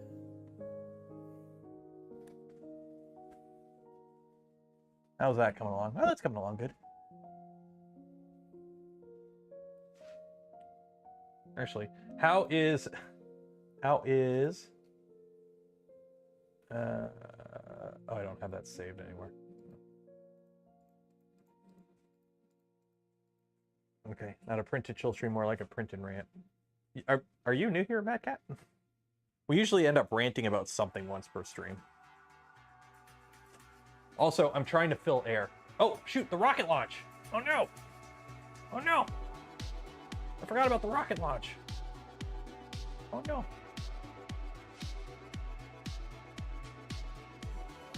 Ah, we missed it. Well, it landed. Dang it. I forgot about the rocket launch. You guys forgot to remind me. And it landed. Of course it landed. It always lands. They've landed like 200 something of them in a row. That's okay. I think there's one more launch tonight too. I think they got 3 in a row. So. Except when it doesn't, yeah. So let's see what else is on the box for this. Well, oh, here you go. You want to know what's inside of it? Here's a fancy cutaway. So there's like a controller there. There's a box there and a fan. Okay. There you go. Creality ecosystem. Inspire unlimited creative fun.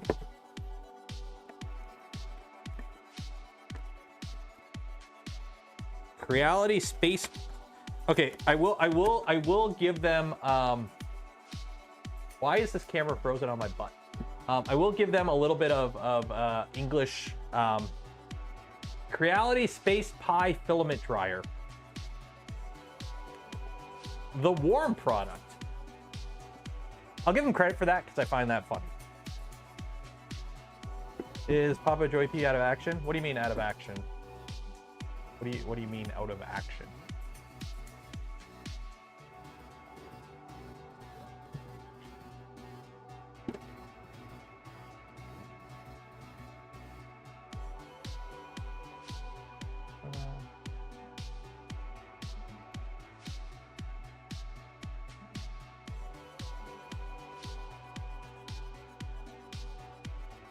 Wait 1 second here.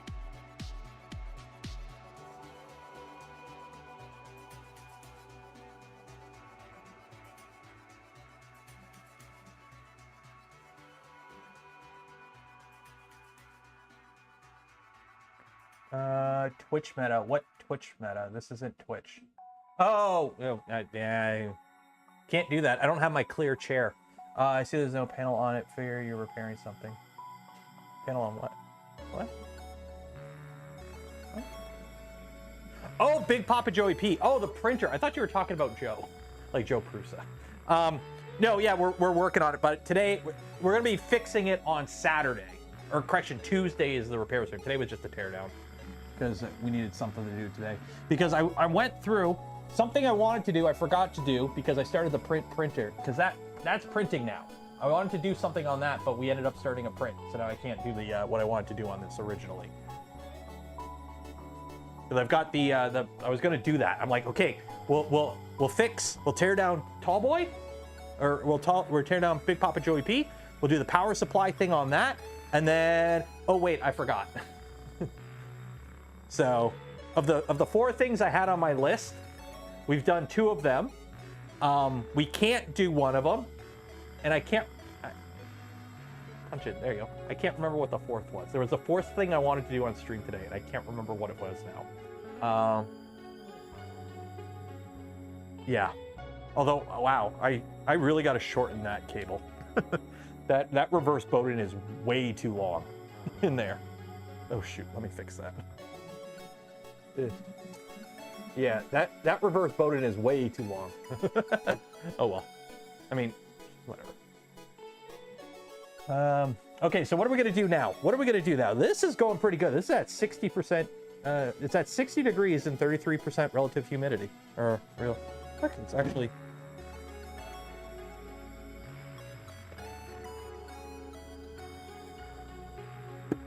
Yeah. Hey, you got a smiley face.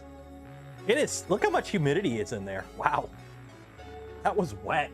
That is wet. Cable release. Release cable. Release cable for what? Release cable for what?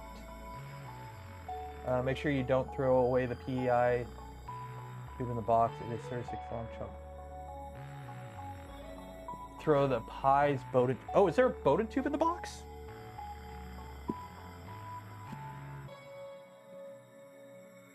There's no Bowden tube in the box. Oh, where's that bag? Maybe it was in the bag? No? No, I had no Bowden tube in the box with that. I wish I had a 36-inch Bowden tube in there, because that would be handy. Nope.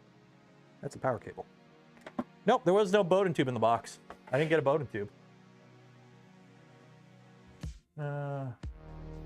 Quick release. Yeah, so Prusa sent me, because when they sent me the enclosure in a Mark III, I think they assumed I was going to put, because Prusa sent me, full disclosure, they sent me a Mark III S Plus, fully assembled, and they sent me the 3.5 upgrade kit. And then they also sent me the enclosure. And I think they assumed I was going to put the 3.5 in the enclosure, so they sent me the 3.5 quick connect cables. But I'm going to use the Mark IV more than the Mark 3.5, so I put the Mark IV in here. So they sent these out later. So I was going to put this in. That's the other thing we were going to do tonight. We're going to tear apart Big Papa Joey P, the Trident, get it ready for Tuesday, and then we were going to do this. But then dummy me went and started a print on it. So we're going to let the print finish.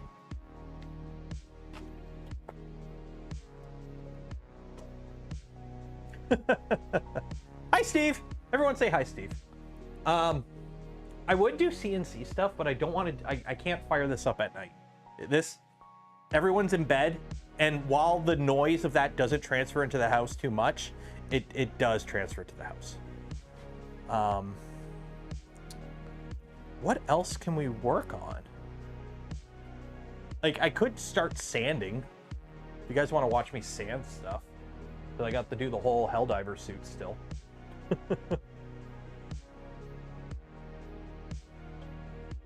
Do I think the dryer's worth 65 USD? If you are in an environment where, if you're in an environment with high humidity where you can't leave filament out without it soaking up moisture, then yes, a dryer is handy, especially one you can print from.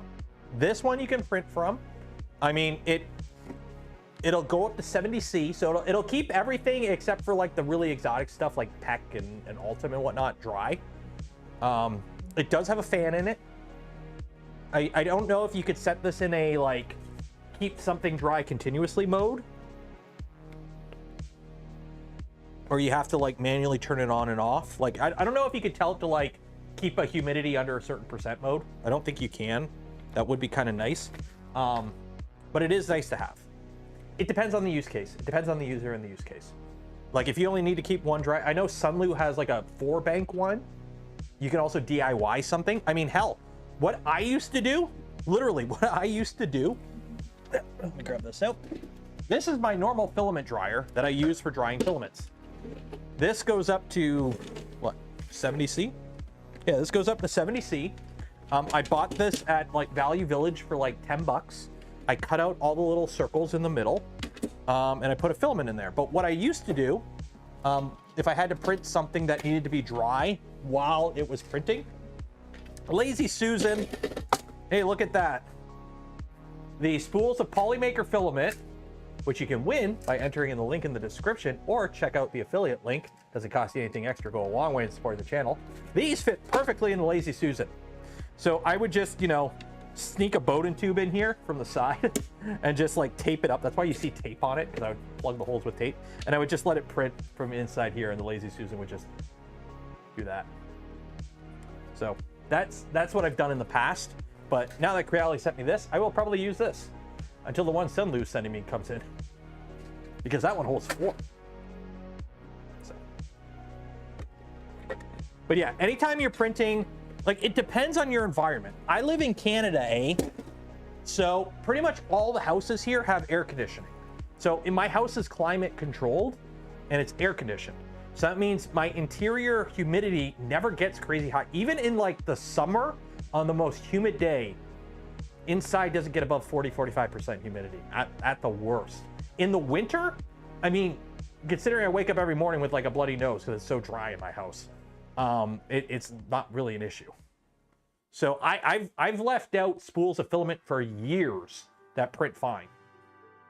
So it really depends on your situation. Now, somebody like Grant, who lives in, you know, Hell's Armpit, Florida, he has more issues with humidity. So I live in the desert. Desert just means rainfall. It doesn't mean anything about humidity or moisture in the air. You could have a wet desert. It all depends, like Antarctica is a desert. It's all about rainfall levels. So if you're a desert on the ocean, you could still have humid air. Chop the lid off a filament box, put a spool of filament in the inside, and heat the bed up to... You could do that. I think the bamboos have a filament dryer mode, but I've never really trusted them. Like, because there's no way for it to actually dry the filament. Also, shout out to Ember Prototypes. I don't know if I've showed this off on the stream, but Ember Prototypes sent me a custom bamboo bed that actually has, well, it has the Nero 3D name, because I don't have my new logo yet. Actually, like, on... So when I know it's backwards, but this way, this actually embeds in the print. I had a test print that actually showed it. But it actually like embeds my logo into the bottom of the print. It's actually pretty cool. So that's Ember Prototypes. Also, I'm pretty sure my bed on this bamboo is crooked 6 ways from Sunday. Find out. How out is my bed?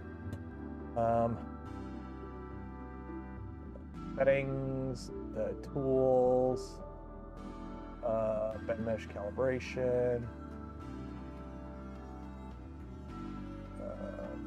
tram bed,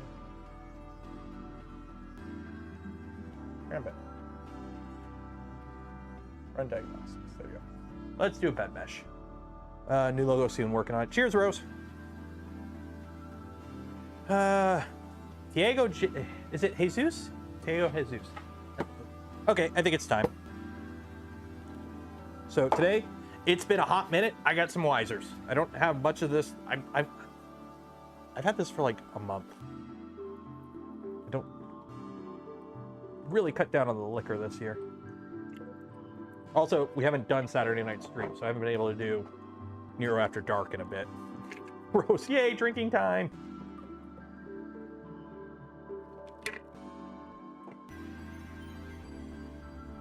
Cheers.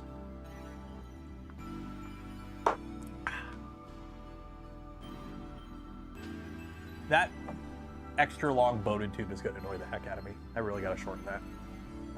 If you're wanting to get a bed from Ember Prototypes, you should do it today. He said pre-orders are ending in a day or two, and the next batch will be August. Ooh. Yeah, let me pull him up here.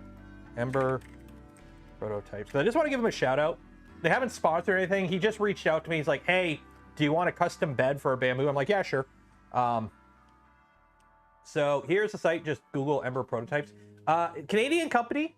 He's in Vancouver. He's actually apparently like, I don't know if he's right across the street, but he's like right next to Pantheon. I think he runs a print shop. That's kind of his thing, but he does custom beds, and they sell the ultimate resin. Yeah. So the big thing he's getting into, I think, is custom bed plates. So if you want a custom bed with, like, yes, they're a little pricey, but it's a custom bed. Like, you're getting your actual logo in it. So if you run a print farm, like, seriously, if you run a print farm and you want something to, like, watermark your prints, this is actually a great idea because it actually embeds your logo in the bottom of the print, every print. Yeah. He's going to have a bunch of beds at Rocky Mountain for HueForge. There you go. Awesome. I can't wait for Rocky Mountain. It's going to be great. Produce a print's going good.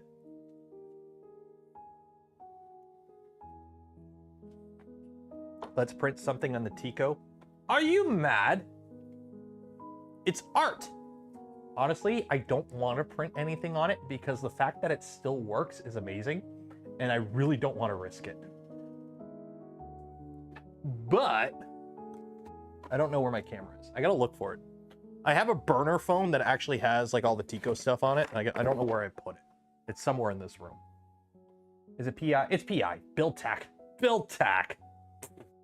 Who uses build tack anyway? 2016 called. They asked for your glue stick back. Build tack. It's all about the PI.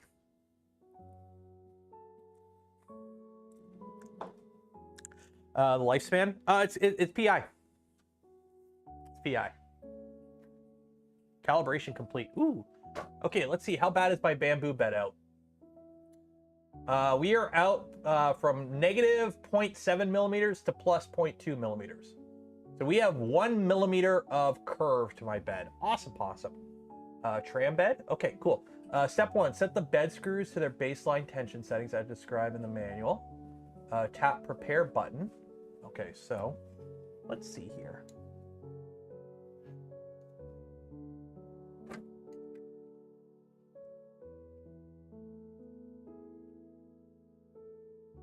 I can't really see. I need a light. Yeah, we're working on the bamboo right now. Ooh, wow. That's probably why that's out so much.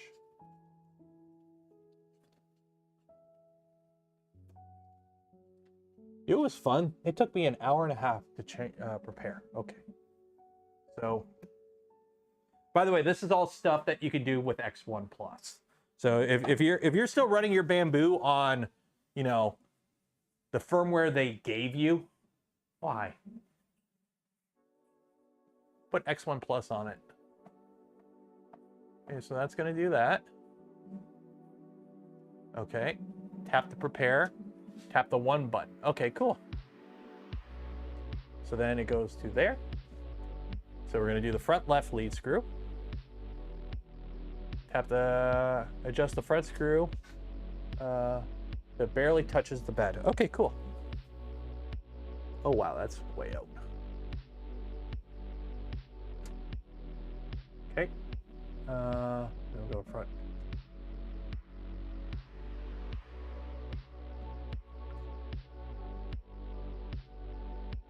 Okay, and go back.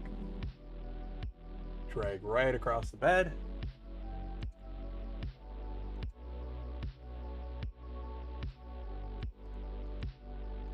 And yes, I'm leveling my nozzle, or trimming my nozzle. There we go. Check each position, repeating until no. And they got a QR code. Cool. Okay, rerun diagnostics. Okay, now we're gonna re-mesh the bed. Seriously, there's so much like little random functionality improvements with X1 Plus on bamboos. It's like bamboo literally just needs to reach out and be like, hey, can we just put this in our normal release? But no, it's got to be their thing. Like just ugh.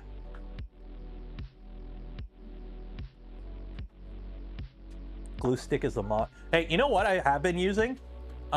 One, the Gucci stuff.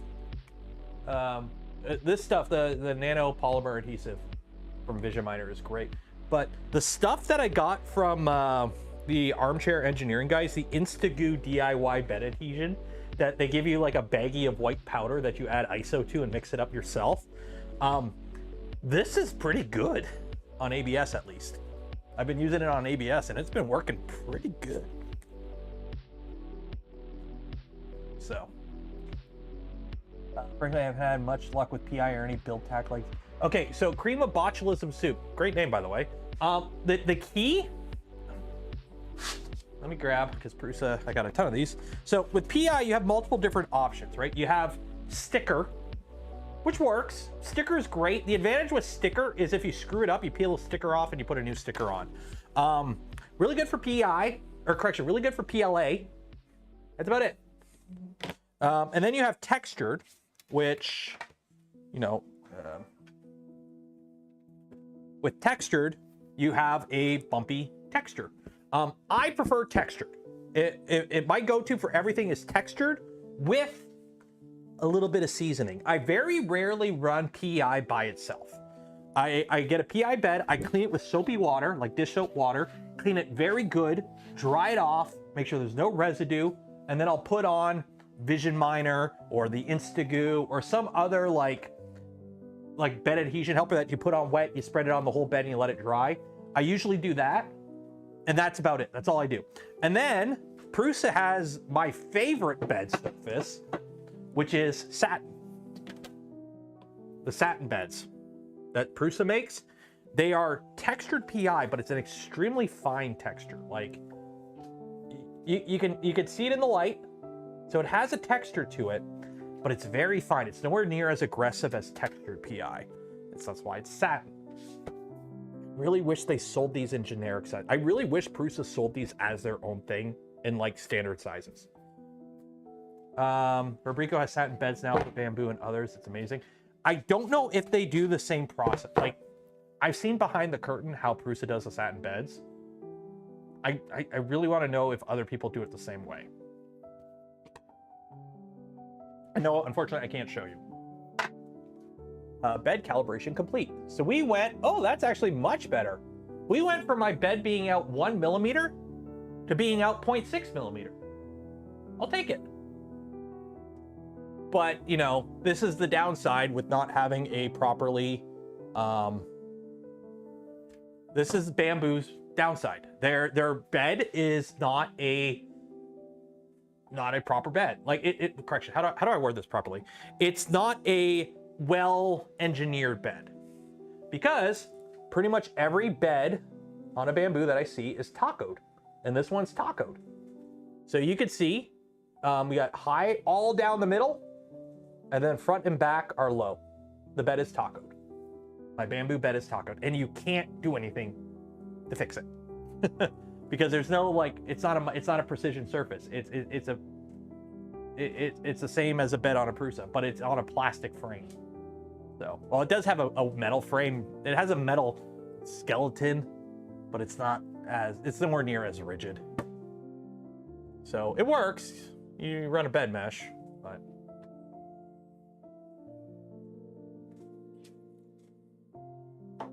Tag you with prints off the sound bed. Well, here, I'll show you. This is off Prusa's. So you can see this is after I applied some the helper, so you're gonna see a little bit of residue. But you can see if I hit the right light, you can see how there's a slight amount of texture to it, but none of these parts warped. All these parts came off like perfect. But you can see there's an ever so slight texture to it, but it's still like when you rub your hand on it, it feels flat. It feels flat. But we'll say all those Prusa parts came off beautiful though. Captain Tape, ooh. Captain Tape apparently is good for like peck or peak. Can't remember. Post-it notes under the build plate. The link to the DIY. I do not. They gave it to me at a trade show.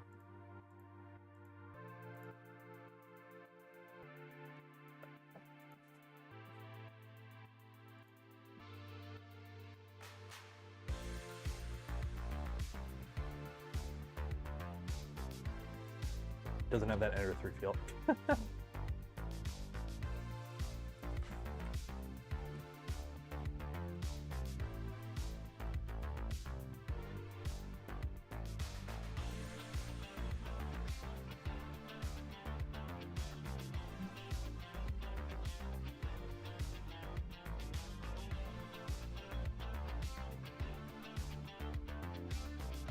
Baggy of white powder. Well, it wasn't a baggy of white powder. To be fair, they put the white powder in the bottle.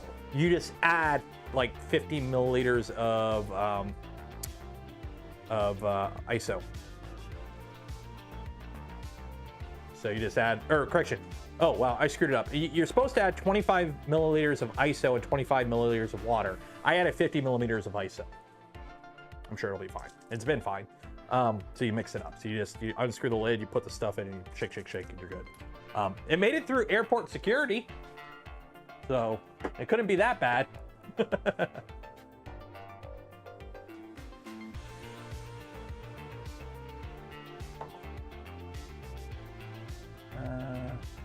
OSEC makes second plates. Is OSEC? I can't remember. There was one company that was doing bed plates that was having supply issues, and I can't remember who it was. Was it OSEC? Fun fact, Orca Slicer can use step flyers. It can, because Orca Slicer is based on Bamboo Studio, and Bamboo Studio is based on Prusa Slicer, and Prusa team put the work in to support step files. So, yeah. So it all goes back to Prusa.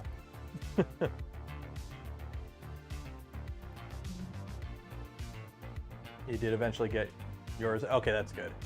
STL is a compiled step file, basically.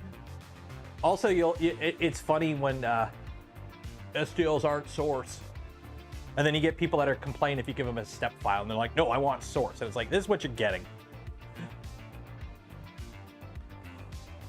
It's Prusa all the way down. No, because Prusa Slicer is based on Slick 3R, which is based on. It's hilarious. I love pulling it up. Orca Slicer. Let me pull it up here.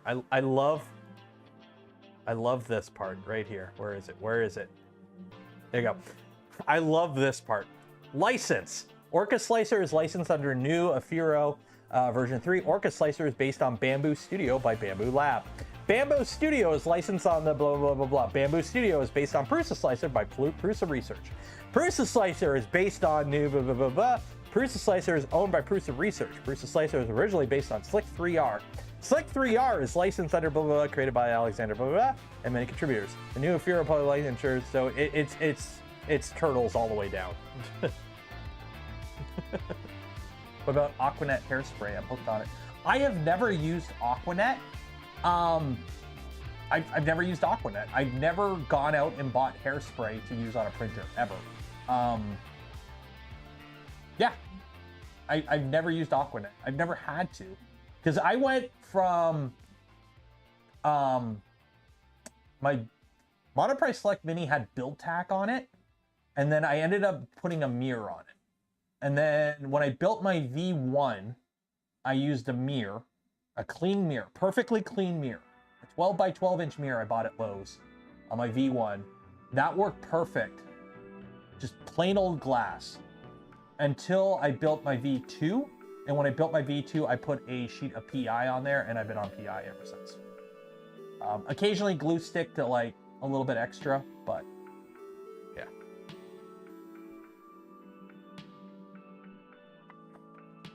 I think we have one more rocket launch. What are we gonna do for the next 50 minutes? I gotta get till 3 hours. Oh, hi Brian. Yeah, I partake in Twitter. What you don't know is I'm also on Hellmire right now. Or sorry, I'm also on Malevelon Creek right now fighting bots. You want to talk multitasking. Glass build plate on my... Yeah, glass is great. I actually have... I don't know. Do I have it out here? Yeah, I still have it. This right here is the bed for my Voron V 1.0. Right here. Say hi, chat. Say hi, chat. There you are. Say hi. There you go. I have this out here because I put it on a electric Lazy Susan when I put prints on it for my B-roll shots of prints. So I just kind of keep this back here, sitting on top of one of my printers. So whenever I need a B-roll shot,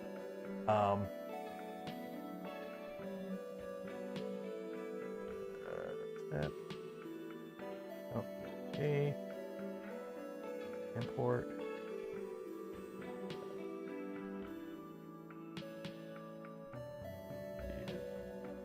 On. Oh, I don't think I did it on that one. Which one did I do it? USB 32 cam, Bamboo Fixin. Which one? Milo. I don't know. Where is it? I don't know. One of them I did. Maybe one of these. View. Icon. Come on, give me one of these. One of these has got to be it. I don't know. But Aquanet is so cheap and easy. I don't even know if you can get it in Canada. Yeah. There you go. Or actually, this might be the ender bed. This might be an ender bed, but it's the same thing. It's just a glass sheet that I use for B-roll shots. This is the Tico, by the way.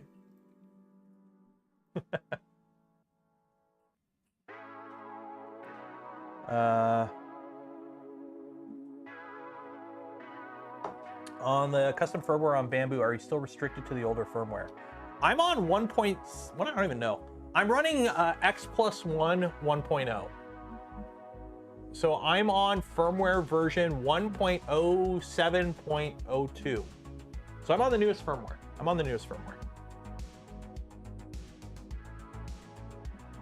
And no, I haven't changed my background. I just leave it on the X1 Plus. Collage Club, I'm working on getting the MakerBot Replicator Plus up and running, and I hate that I'm having to use MakerPrint software to slice things for printing. Wolf Pup, rip the brain out of that thing and put a Big Tree Tech board in there and just run it like a normal. Because here's the thing, remember, all 3D printers use the exact same hardware for the most part. So you can just rip the controller out and just hook up the motors and the heaters and everything to like a you know, just a generic 3D printer controller board and put Marlin or Clipper or whatever you want on it.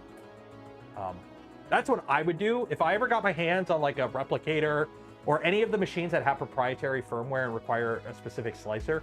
I would just rip the brain out and just put a new brain in it with a more usable firmware.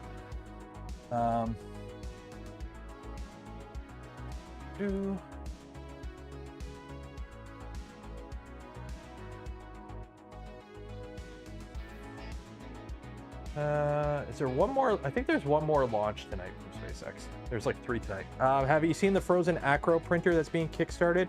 I don't support Kickstarters for printers from established companies. I just don't. They haven't reached out to me and I haven't reached out to them. So all I know is what you know. I haven't looked into it, like, other than just kind of looking at it. It's an enclosed Core XY with an AMS system. We'll see how it is once people actually get their hands on production units. Have I looked at the print NC? I have. The reason I didn't go for the print NC is simply size. It's too big for the room I have and for its abilities. Like, I really like the Milo. This form factor right here is what I can use a CNC for. I actually had a company reach out. I won't say exactly which company, but they make a router CNC that's like 400 by 400 volume. The email's sitting in my inbox. I may reply to it. We'll see. But it's got like the shitty 75 watt router. That's the only thing that I don't like about it. Like, I could swap it with the Comgrow. We'll see. I maybe. Because I got a 500 watt router on the Comgrow at least. But yeah, we'll see. The replicators use HBot, susceptible to binding and printing eggs. So, what the colleges? Well, if it's not yours, then I guess you're stuck with it. What's your filament storage solution? Solo Maxwell, a mixture of bins, rep racks, and piles on the floor. So, isn't the Acro a 2.4 inspired Core XY flying gantry? I guess, maybe. Like, it's flying gantry isn't like strictly Voron. I think the V2 was the first flying gantry Core XY, but anyone can do a flying gantry Core XY. There's been others. Carvera Air looks good to me. What's Carvera Air? I've seen the Carvera, the regular Carvera Air. So is this the one that a bunch of people already have? Because I've seen the Carvera. So what's the Carvera Air? I've seen the Carvera. So what's the Carvera Air? What's the difference? They're kickstarting it. Is it bigger?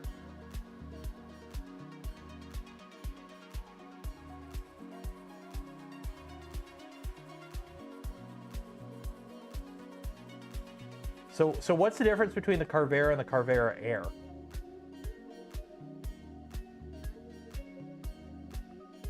Is it smaller and less expensive? The Carvera is already small. Okay, so here's the problem with the Carvera. It's only got a 200 watt spindle. You're not, this is, for reference, this is a 1.1 kilowatt spindle. The Carvera is a 200 watt spindle. So even my Comgrow Robo CNC is a 500 watt spindle. Buck Wild, $20. Cheers and appreciate it. May sound stupid, but I don't have a dedicated computer for my V02. With Vorons, are you able to run prints off an SD card? You can set it up, but you don't need a computer to run it, because you don't need a dedicated computer to run a printer with Clipper. You could just send the file to it over the internet, like through your LAN, and then you could just you can literally just pull out your phone and start print. It's a web page. Your printer.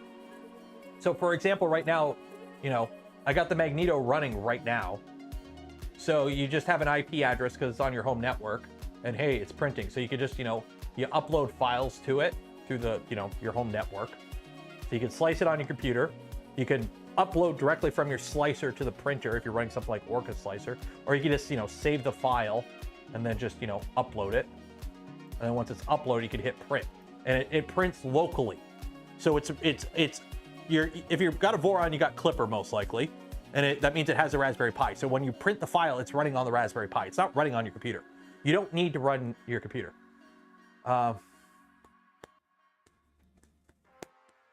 Like you're gonna need a computer anyways to slice the file. So, but you don't need, it's not like you need, your printer needs to be hooked up to a computer all the time. No, don't do that. Don't do that. That's like old way of doing it with like Prontoface and stuff. We don't do that anymore. No. So yeah. Yeah, like right now, that printer is printing on its own. That printer is printing on its own. And all I did was just send files to him and hit print. So. Your print stop. Okay, so what printer are you talking about though? Like your printer shouldn't be connected to the computer physically in any way if it's a V2 or if it's a V0. So how is it connected to the computer? Because like, you know, this there's nothing. You close it out. It's a web page. Like that shouldn't make, how? I'm trying to figure out how you get a Clipper machine to shut down, like pause when you turn your computer off. How is your setup set up? Please tell me you're not like connected via USB cable or something. Your Mark, okay, so the V02 is connected via Wi-Fi. And how did you print? Oh, here's the Bruce link. Are you using the, are you using the printer to host, like, is your computer running Clipper? Like, what, how did you build your V0? Is it built from a kit? Like, does it have a Raspberry Pi in it? Like, please tell me you're not, like, running Clipper on, like, a laptop that's connected to the computer or the printer. Please tell me you didn't set it up that way. If your printer is running Clipper on a computer, then yeah, you can't shut that down because that's running, Clipper is the brain. With mainsail and a Pi. So yeah, then it should not pause or shut down if you turn off the computer, because like literally it's running just a web server. Like you're just running a web server. This just is data. You're not transmitting any data. It shouldn't. So once you have the file on the printer and you hit print from within mainsail, it's self-sufficient. So when you turn your computer off, it shouldn't, the printer will just keep printing. Like, it just prints.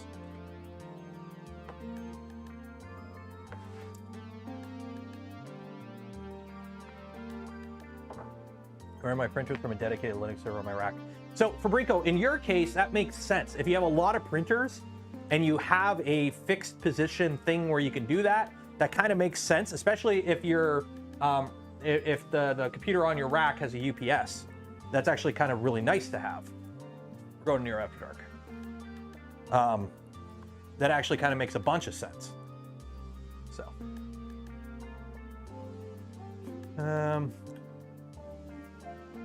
Clipper on a netbook with Raspberry Pi OS. You could do that.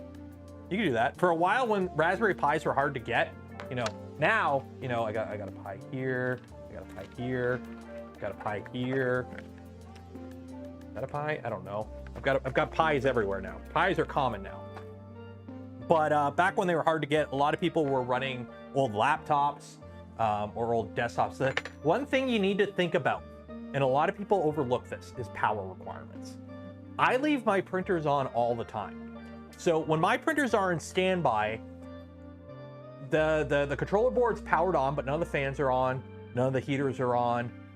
Sometimes the lights are on, and the Raspberry Pi's on in standby mode. Okay, so it's just on, it's not doing anything. So I leave my printers on all the time because at any moment I can go, oh, I need to print something. Most of my printers are loaded with Filament, so I can just, you know, load up my computer upstairs, load up Orca slicers, load it, slice and print. I don't have to like come out here, turn on the printer and whatever. So I leave my stuff on all the time. If you're running your printers off of like an old desktop, like you picked up like one of those Core 2 Duo desktops for like 50 bucks or whatever, because you couldn't get a Raspberry Pi, think how much power it costs to keep that on all the time. Because any money you saved with going with that $50 option versus like a $60 Raspberry Pi, you're going to pay for it in power bills, especially if it's got spinning metal hard drives. So like, you really want to, you know, if you're going to leave your computers on all, or your printers on all the time, you want a low power, you know, brain running it like a Raspberry Pi versus like, you know, oh, I got my old desktop. It's got like a, you know, a Phenom in it, an AMD Phenom or a Bulldozer.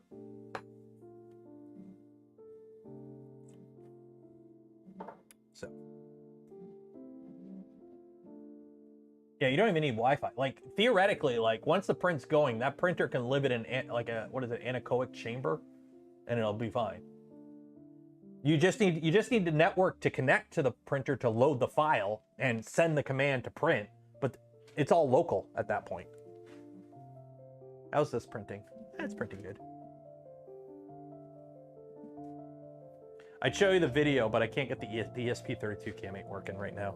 Let me see if I can find it on my network. I think I turned it off. Oh, no, it's online. Is it this one? Start stream.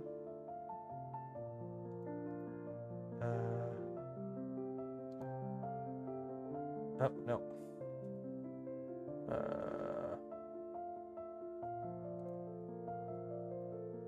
Okay, so that one's still working.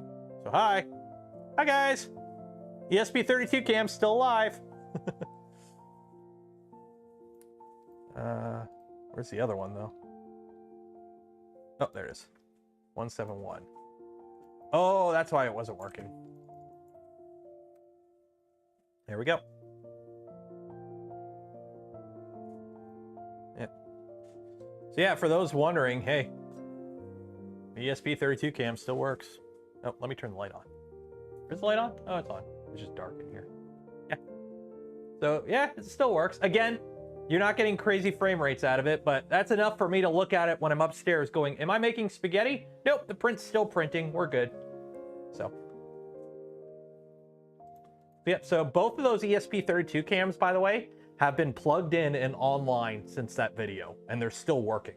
So, I don't know. Again, frame rate shit, but all they're meant to do is just, you know, am I making spaghetti? Yes or no? And for the fact that you can get bundled, if you're in Amazon in the US, you can get 5 of them for 30 bucks. Prusa's don't have a camera? No, they don't, and that is one of the biggest critiques I have of Prusa right now. For the cost of their machines, they really should have cameras. Like, with the Mark IV, I can kind of forgive. I can kind of, the Mini I understand. The Mark IV I can kind of forgive. The fact that the Prusa XL does not have a camera is a travesty. Also the fact that Prusa Link, because yes, I know you can do it with Prusa Connect, but I don't want a cloud service. I want to be able to do it on my internal LAN. And the fact that I can't add an IP cam in here, like just let me pull, what is it, 192.171. Okay. Oh, what am I doing? 2. Okay. Stream. Go to tab. Okay. Just let me pull this webcam feed into this. Just give me the ability to pull the webcam feed in here, so I can just look at this in one thing, because this tells me, okay, how far along in the print I am, the percentage status, and the temperatures. But it doesn't tell me if I'm making spaghetti. So let me just add IP address, because here's the funny thing.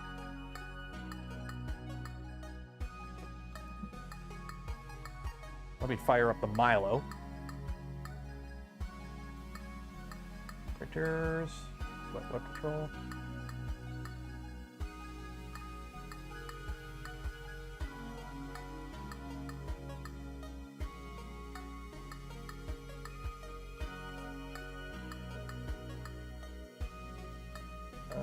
Oh. Keep forgetting about the e-stop. Can TrueLink work with Obico? I don't know. I've never actually used Obico. Where are you? Why aren't you connected? Info. Where is the Milo?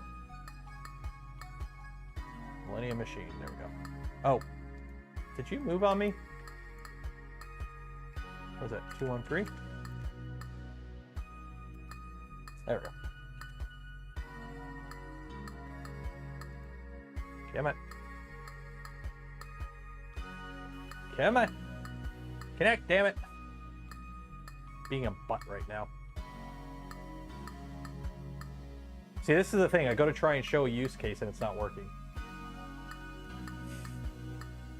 Come on. It's loading. It's just not wanting to load. Yeah. Getting annoying. That is the one thing I'm having issues with the Milo is the Wi-Fi is being an absolute butt with that Mellow Fly board. It like doesn't work half the time. I know it should load in half a second. It's just not wanting to.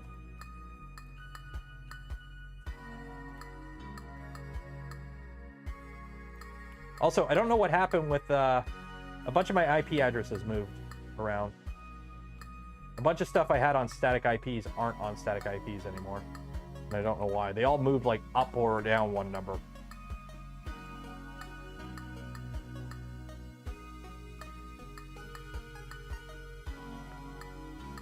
Duet 2 Wi-Fi cloning that. I have a Duet 2 Wi-Fi. I got one right in there. But I don't want it because it's all set up already. Don't I have it? Yeah, I do. I have a router right there and it's connected to it. Power cycle it. 1, 2, 10.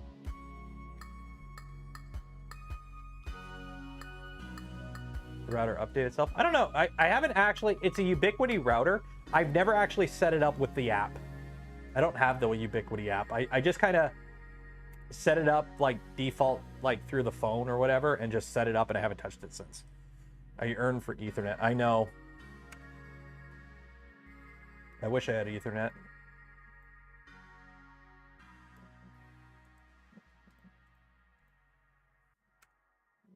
Okay, now it's not even connecting. What is going on here? What is with me and like Wi-Fi issues? 213, yeah. Okay, now you're back on your original thing.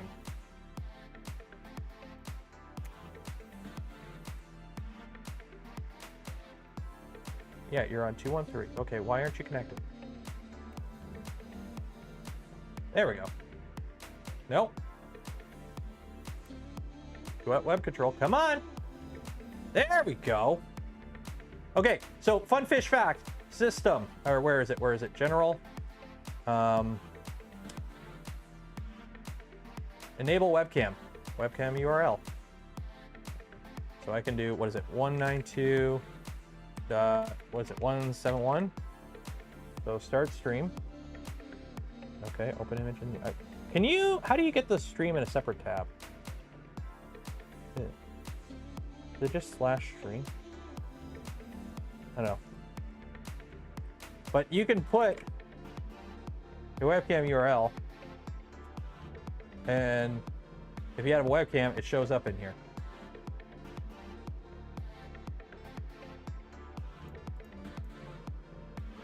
Yeah, webcam. So it just, for some reason, I can't get the address. General. Do that. Webcam. But yeah. Okay, let me try something else. Tallboy maybe. All right, well, let's try this. Stream. All right.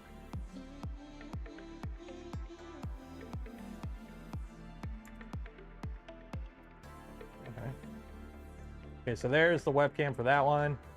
So, general, or where is it? General. Okay, webcam. Okay, it's I don't know. It's not working right now. But yeah, technically you can add an IP webcam. I've done it before. I just don't know why it's not working right now. Because it's working there. Oh, maybe because it doesn't have WebRTC. But yeah, you can add an IP webcam to RepRap firmware. So give us the ability to do it in Crucial Link. Just do that. Okay, let me turn this off. It's loud. How's that print coming along? 58%. Long story short, Rubber can support 2 webcam, more with plugins. Yeah, there you go. So. Can lock devices to certain access points, that way you don't try to switch back and forth. Well, this access point has its own SSID. So, like, this is its own thing out here. So, because if you connect to this Wi-Fi access point, you actually don't have access to a bunch of other stuff unless that I've given you permission. So, like, this is my way of firewalling stuff, somewhat, is if anything connects to this IP address. So if I leak this IP or leak this like SSID and password, basically you can connect to the internet, but you can't actually connect to my home network. Unless I go into my home network through another point and basically give you permission to like access my server and my computer and whatnot. So that way, you know, because I connect random shit from China to my home network. I don't want to do that. Or if I'm on stream and I accidentally leak my thing, it's like, wow, cool. You can, if you happen to drive by my house, you can connect to the internet, but you can't get on my server or anything like that. So I've firewalled that portion out. But it still needs to connect to the internet. That's the problem. But I can't fully, like, completely lock it out because, you know, this computer is connected to that router and like stuff needs updates. So it has to connect to the internet. But yeah.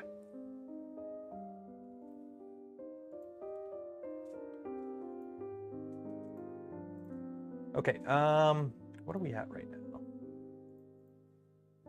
So we got 25 minutes left. 25 minutes left. Okay. 5 VLANs. You can't catch me. I'm behind 7 proxies. That's still printing. That's still printing. Cool. I had to turn them down because they were so close. Oh. Remember for 1 month. Woo! If you're running Unify with more than one access point, looking to output power to your access point, that caused me a lot of grief. Not sure what that means. So my current home network is very simple. I have a Ubiquiti Amplify Alien as my home router. So that's like all the computers inside, the consoles, all that. That all connects to that. And then I have an Ethernet cable that runs to the print room downstairs that has just like a 5-point generic like switch, nothing fancy, like one of those $20 switches.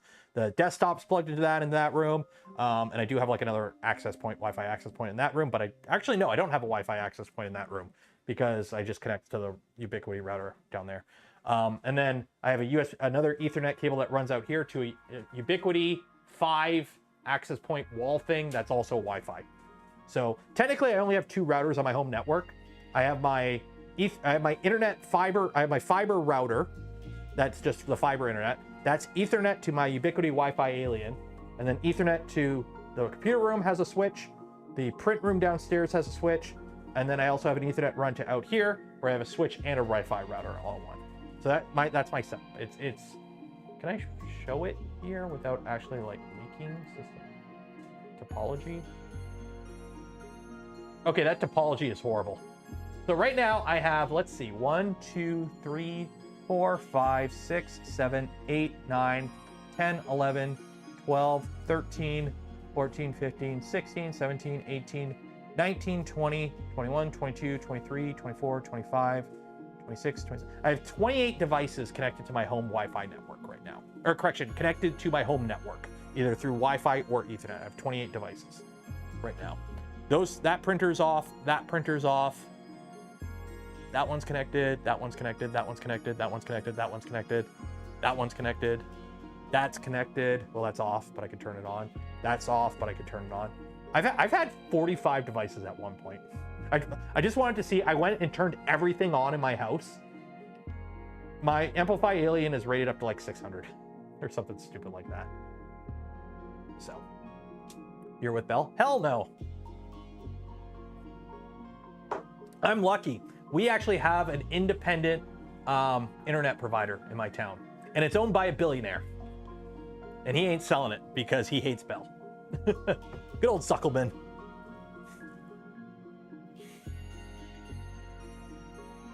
IP issues, I could sit down and help you with call tomorrow.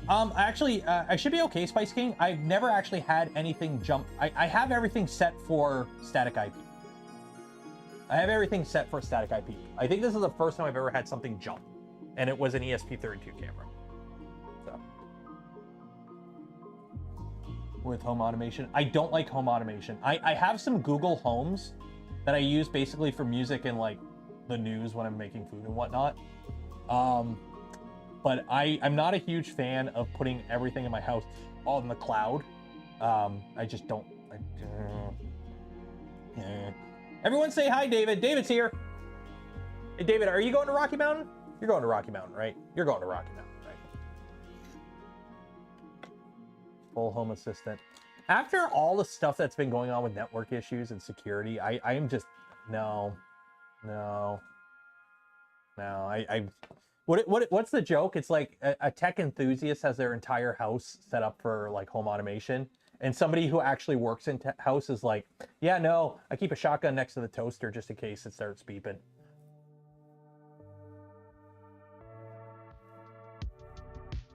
You won't be this year, other commitment. What is more important than Rocky Mountain Rep Rap Fest? What is more important than Rocky Mountain Rep Rap Fest, David? Give me a valid reason. I'm disappointed now. I'm disappointed. By the way, the Creality dryer is up to, we're holding steady at 60 Celsius and we're at 22% real humidity inside. Also, something just got really quiet.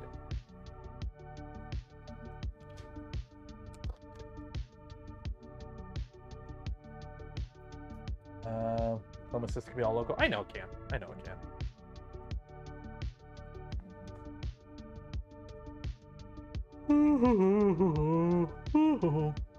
Oh man, I got sleepy. I work personal career. We temporarily refuse some jobs at home system, which client was shocked. Oh yeah, it's people like it's I don't know. It's really weird when you bring up valid issues and people are just like, oh whatever. It's like the fact that I am really not liking the fact that Clipper is getting popular with companies. I love Clipper. Don't get me wrong. I put that shit on everything. Don't get me wrong.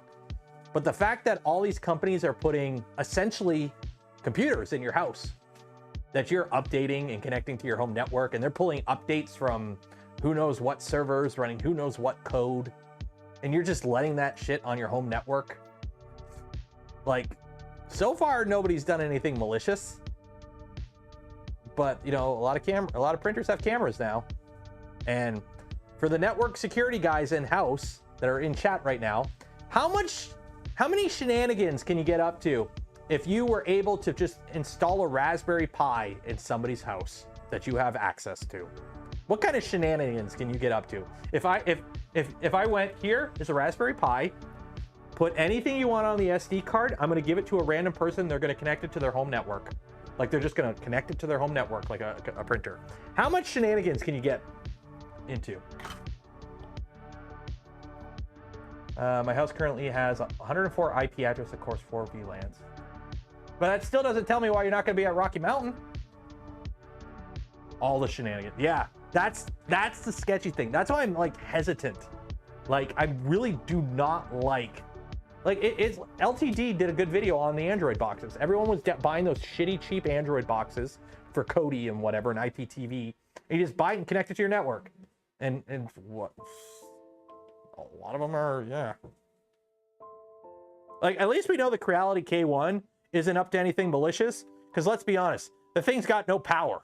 We're maxed out. The SBC is maxed out. Just printing. It doesn't have the overhead to run a miner on it.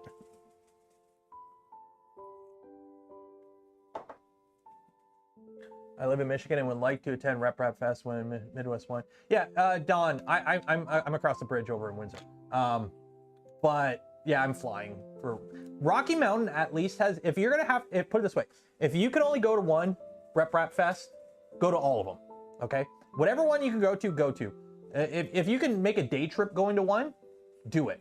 But if you have to travel to a Rep Fest and you can only travel to one, I would say Rocky Mountain. This is only the second year that they're holding it. The first year went very well.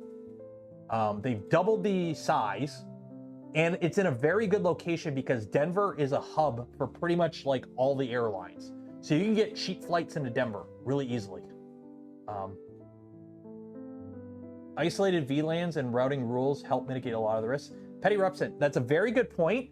Let's also remember the vast majority of people have the Wi-Fi access, or the Wi-Fi SSID name and password on a sticky note on their router, and it's whatever their ISP provider set it up as in its default. Let's be honest, the vast majority of people have no comprehension of network security. Let's be honest. The vast majority of people, if you want, you know how many times I've gone to a family member's house and I'm like, pull up my phone and like, I got shitty internet because they live in the middle of nowhere or whatever. And I'm like, hey, where's your router? And like, oh, it's over there. Do you want the Wi-Fi password? I'm like, nope, because it's on a sticky note on your router and I'm punching it in already. Like, it's ridiculous. So yeah, little Timmy isn't gonna be setting up a VLAN for his generic Chinese printer running Clipper. So, yeah, WPA is good.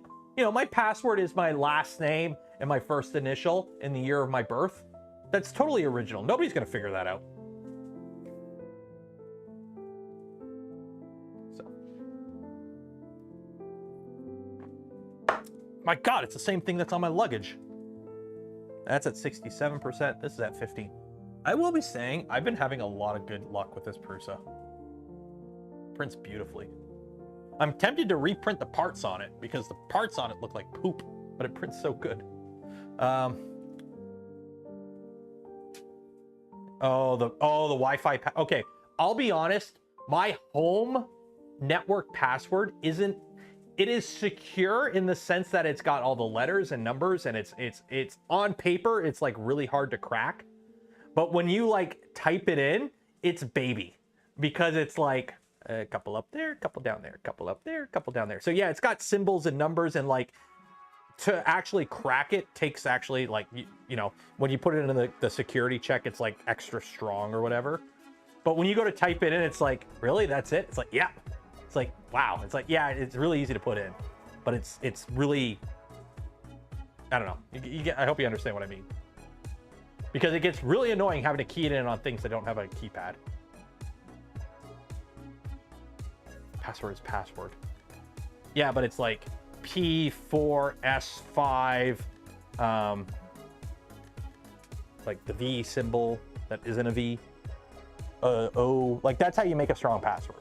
You basically swap out letters with numbers and you add random symbols. Hunter 2. Yeah, guys, if you put your password in chat right now, you know, Google will automatically change it to stars, right? So if you type in your password right now, it'll get scrambled automatically because YouTube has built-in security. Hunter 2. I have a super secure 64-character password encoded on a QR code on a wall visible from my window. When I worked at the insurance company, okay, so for those that don't know, before I worked in a tool shop, I worked in insurance brokerage for like 3 or 4 years. The way it worked was, as an insurance broker, we sold insurance in multiple different provinces in Canada. So every morning you would have to come into work. You would have to log in to all the insurance company portals. So Aviva, Dominion, all the portals for all the insurance companies. Then you would have to log into like ICBC, Ontario vehicles, something. So you can look up like run driver's licenses and whatnot. So you'd have to log into like 4 or 5 of those portals.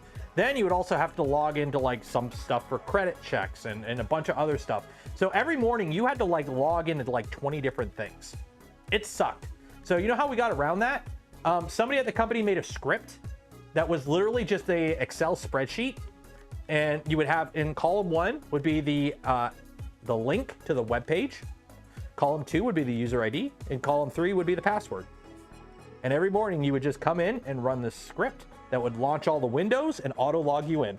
And the best part is that script was just an icon on your desktop.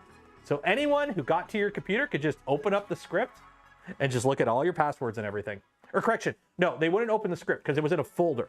So in the folder you had the script, but then you also had the Excel spreadsheet where you could modify. Because the shitty thing was, on some of them, every 30 days you had to update your password. And in some of them it was every 60 days. And some of them was every 90 days. And you couldn't use a previously used password. So then it would be like password, then password 1, and then password 2. Yeah, it was shit. Like rolling passwords are horrible for security because they instill you to, instead of using one super secure password, use a very lazy password with a number at the end. So if you know how long somebody's at a company, odds are if they've been at a company for 5 months and every 30 days they have to renew their password, odds are their password is, and I shit you not, the vast majority of people at the company I worked at, their last name, their first initial, the year they were born. So for me, it would be my last name, T88. That was my password. That was my default password for everything. And then after 5 months, guess what it was? My last name, T88, 5. So if you knew how long somebody was at a company, you could guess their password very easily. Or you could just get to their computer, load up the Excel spreadsheet, save that to a thumb drive, go home, log into all those websites. Hey, you want some stickers? You want a temporary a proof of insurance page? Because that's what people would do. People did that. We had people from the company got fired and investigated by the police because what they were doing is when they left the company, their logins would still be good to the end of the month. So people would just start selling fake, or correction, not even fake. They would be legit pink slips. So people who wanted to get insurance, who couldn't get insurance, because, costs, because they were horrible drivers and they got in accidents all the time and it was 12 grand a year for insurance, they would sell them fraudulent pink slips off the clock because they would just log in with somebody else's info. They would just, on lunch, they would just get the cubicle over, grab their login info. It was horrible. It was horrible. And that was the entire office was like that. The entire office. Do you want a mini split from a unit this shop by the airport? It's a hair unit and they will be leaving it behind. I'm tempted to say yes, but I don't know the condition or how usable that kind of setup would be in my house. Because the thing is, this is a very small, it's 300 square feet. It's one room. And I don't know how big the unit they have is and how big the air conditioner, like the condenser part is. So I basically need the smallest unit for it to fit. In the US, they just use dead people's info. Oh no, up here, they just make you legit fake ones. Check your DM for the model number. Okay, I'll look into it.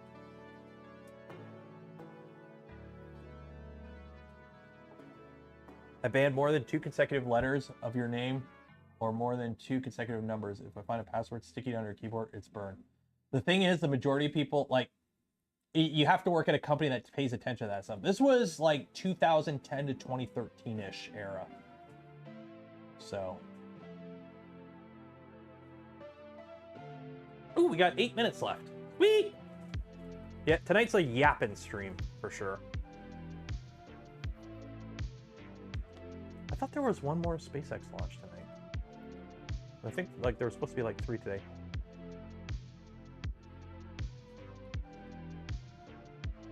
Let's see. Ever since they switched to only streaming on Twitter has been shit.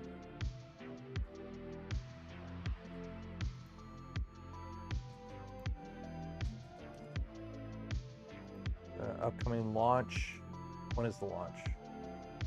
Oh no, that launch already happened. No, passwordless is the way to go.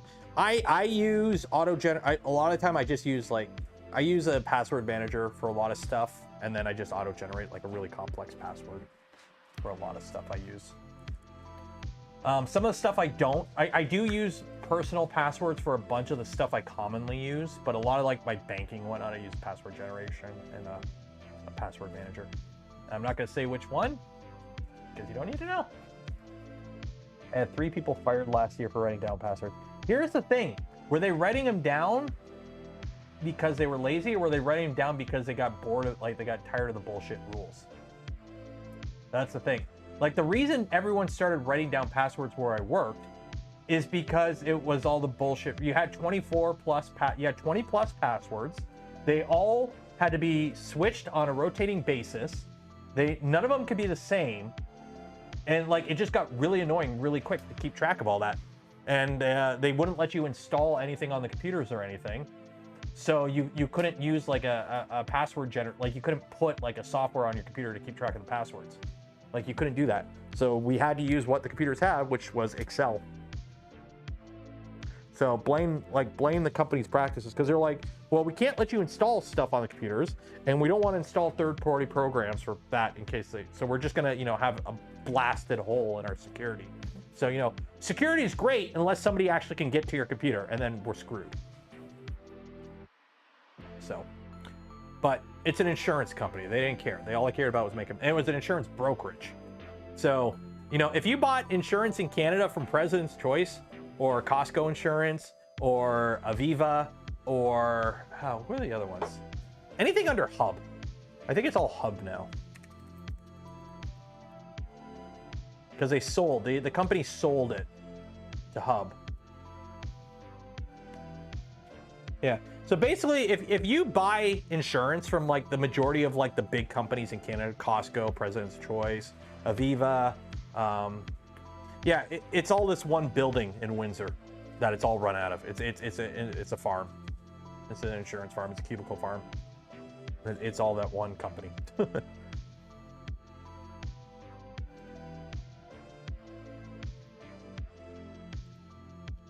So, when you work there, you just wear a different hat for different days. It's all bullshit. Company's crap because they pay you minimum wage. The company was full of people making $30,000 a year, and that's where you capped out at. It was shit.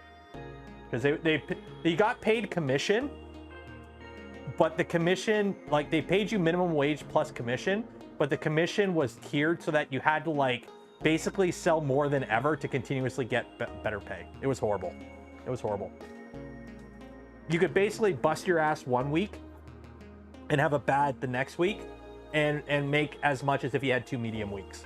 Like, it was really shitty the way they did it. I didn't like it at all.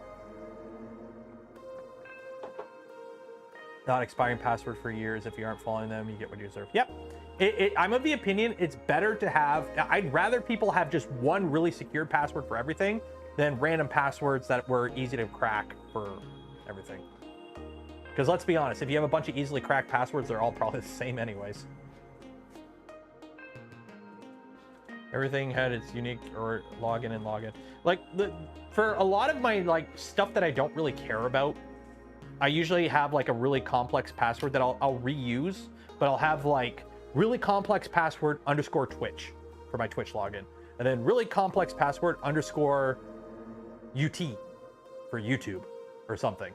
So not exactly Twitch. So I'll put like TW1TCH kind of stuff.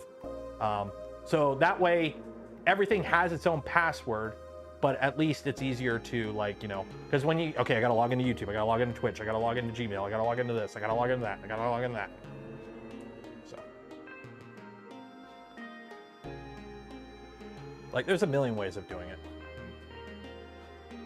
So Twitch leaks and someone can wreck your YouTube channel. Risky. Who says that my YouTube uses that method? That's the thing.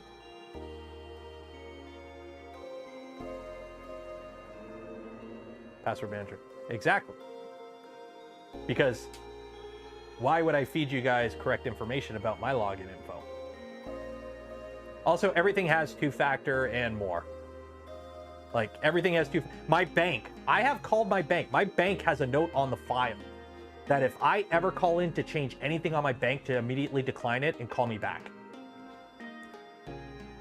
I actually have my bank set up like that. So if anyone if I call my bank and say, hi, my name is Taylor, I need to transfer some money for whatever reason, there's a note on my file that they are immediately to hang up and call me. I mean, heck, I have a buddy who's a police officer. Like swatting is a thing. I've taken precautions for that. Oh yeah, never use your phone. Yeah, that's how LTT got hit. Never use your phone for multi-factor authentication. Never, because if they can spoof your SIM number. So, how would that even be possible by default? What, SIM swapping? Look it up. That's how LTT got hacked. You basically, it's not hard. All you do is you call a cell phone company and pretend to be the person. If you have enough information to like pass that, because usually you call a company like, hey, I need to change my, I moved. I need to change my address. Like, okay, what's your current address? What's your date of birth? And what's your dog's name? And if you know those three, they just let you in. So all you need to do is call a company and be like, hey, I lost my phone. I need a new SIM. I want to keep the number. And you go, oh, digital, they get an eSIM now.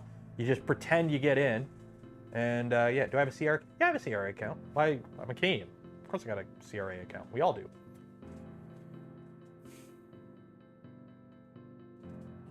Lots of banks still do not use. I know, it's annoying.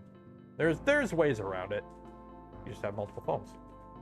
You just have non-public phones that you use for certain things.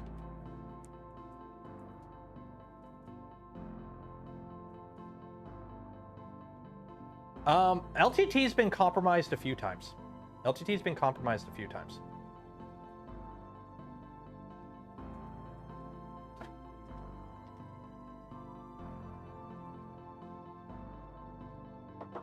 Remember when your mom's made a name with the backdoor to all your accounts? Okay, social engineering, okay? Social engineering. Can you tell I've been watching a lot of, what's his name?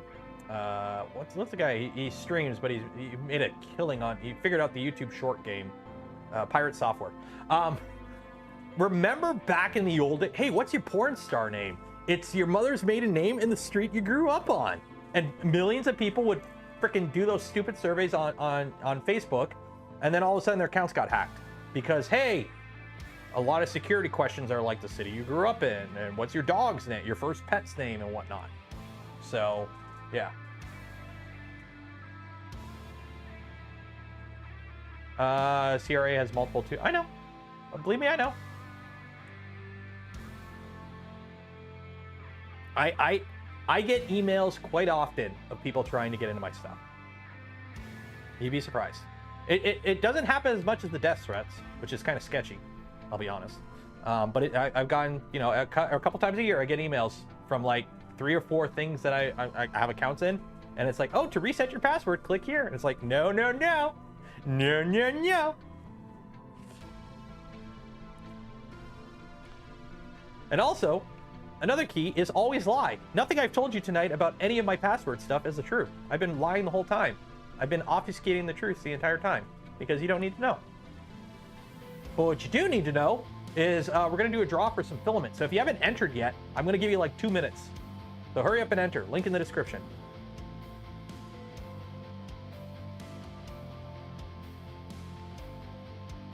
Social security number gets that, yeah. We have SIN numbers in Canada, but I don't think it's the full-on equivalent of a social security number. See, we have social insurance numbers in Canada, and I can never remember mine to save my life. I have to get the card out, which I keep in a vault.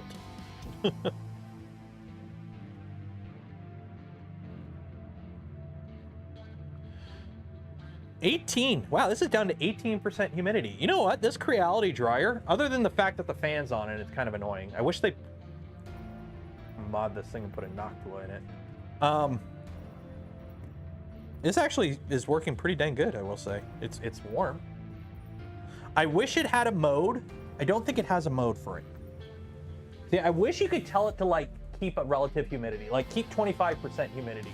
So you could put whatever in there and it'll just keep it at 25%. So it'll like kick on if it gets too wet, and it'll dry it, and then it'll I wish you could do that with this. So.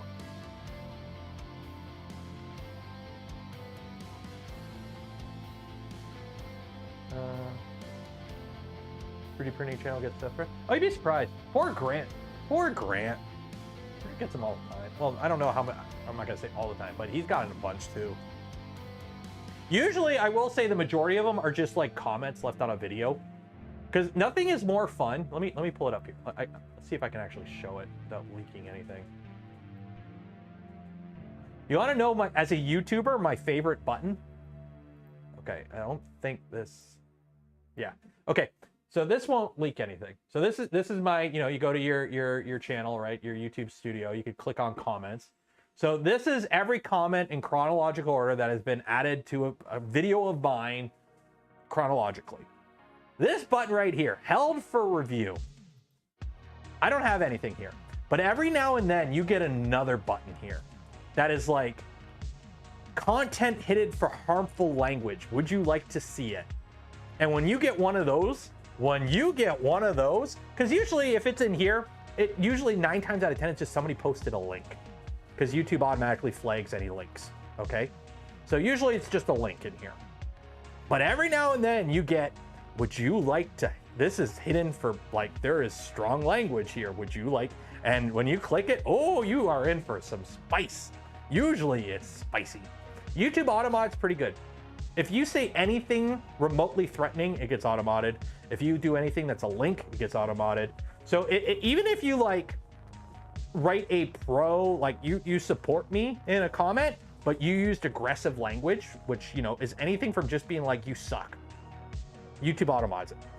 Like I have my automod set pretty aggressive too, because let's be honest, if you can't articulate a point without devolving into like basically the kind of shit people throw in politics, and not politicians, I mean people who support certain political ideologies on Twitter. If you have to use that kind of language to get your point across, you fail. You automatically lost the argument. So I have my, you know, if you disagree, that's fine. I love when people disagree, right? Let's have a conversation. But if you use that kind of language, no, get out of here. So if you can't articulate your point without insults or using, you know, potty mouth, then your point, you have nothing to stand on, and you get yeeted from the channel immediately, because I don't care. Nothing makes my night better than an insulting comment from somebody I've never seen before and clicking the hide user from channel button, because who are you? Get out of here. I never want to see you again. And then we move on with our life.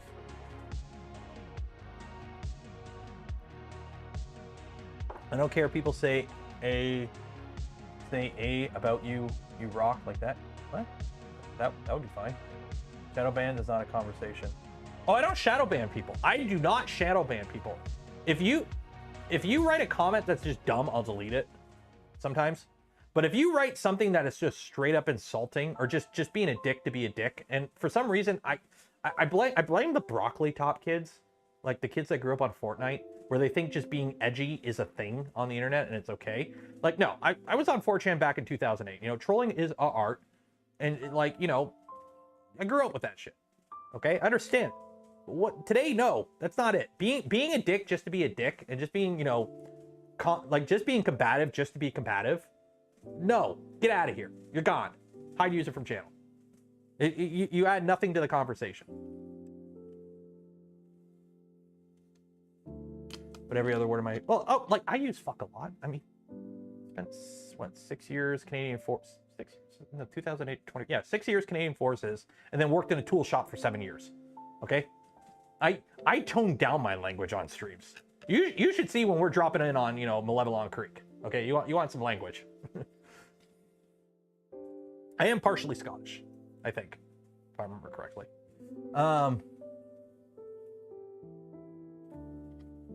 Showed up in an awkward time. Yeah, usually when you show up late on the Saturday streams, we usually get into rants. Same, 7 years army. I was Canadian Forces Reserve. I was a weekend warrior in Toon. I never deployed. I don't consider myself a vet or anything. Technically, yes, I technically do qualify as a vet. I can get vet plates. I was in the military for over 5 years. In Canada, that counts as being a vet, but I don't consider myself a vet. So, we used to call those flaming people, and we had there's a difference between flaming. Okay, there is a difference between like being a little bit of a troll or being, you know, having a disagreement, okay? But you understand what I mean about like just being a dick to be a dick, or just being antagonistic just to be antagonistic.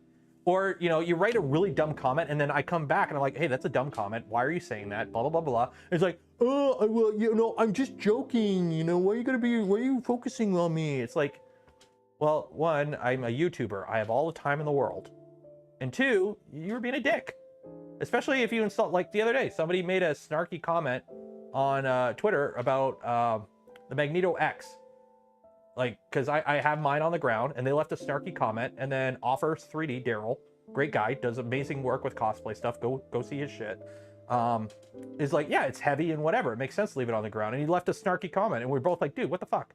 And he's like, oh, I'm just joking. It's like, no, how the hell, one, it's text on a web page. There's no way to, there's no inflection, there's no, you know, when I type snarky on Discord, I'll put it in quotations. So you can at least, you know, the text looks different. You can kind of infer, hey, maybe he's being snarky. But when you just type out something that's you being a dick, it's just, I see it as you being a dick. How am I supposed to assume you're joking? It's just a prank, bro. Yeah. Freaking broccoli tops. I'm sorry. Don't ever broccoli top. Don't ever get a broccoli top. Uh-oh. We are failing. This print's failing. We got a jam. We got a jam. What's going on here? Or do we have a jam?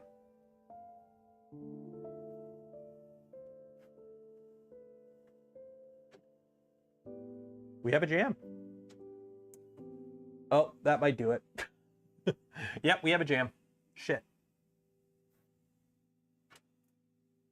Actually, is it a jam? I don't know. Is it a jam? It's a jam.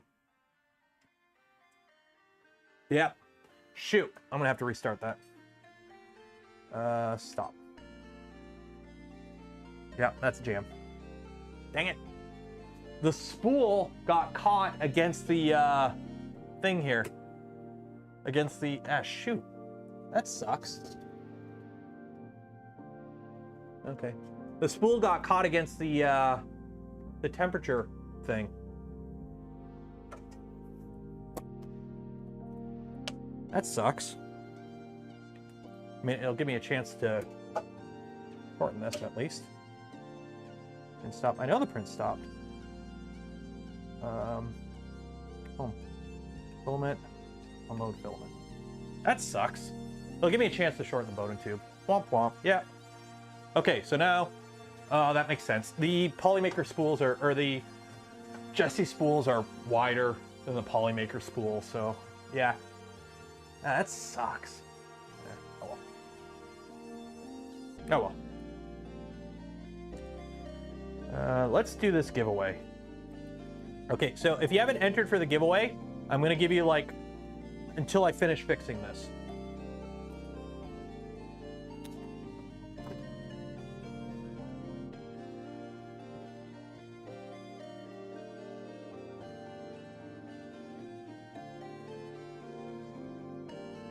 Right about there.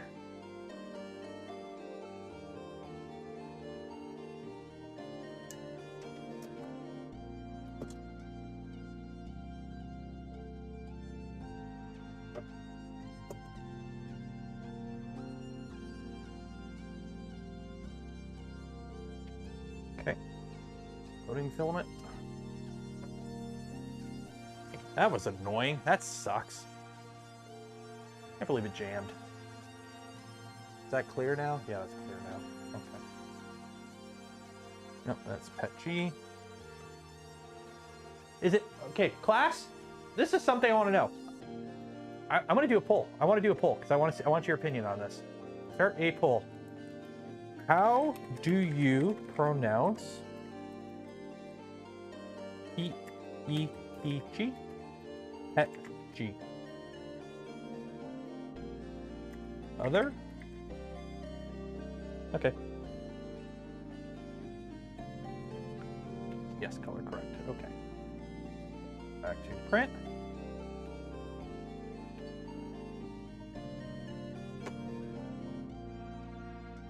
You missed the drawing? Nope, we're doing the draw right now. So if you didn't enter, you'll have another chance on Tuesday.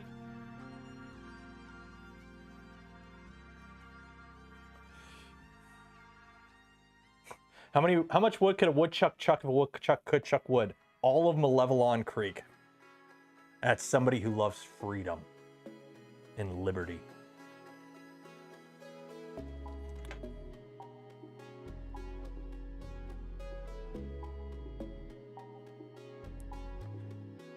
Okay, that's it.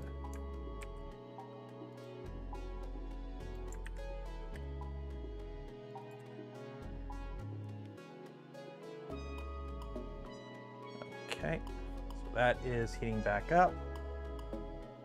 I am so disappointed that that got caught. It was printing so good too.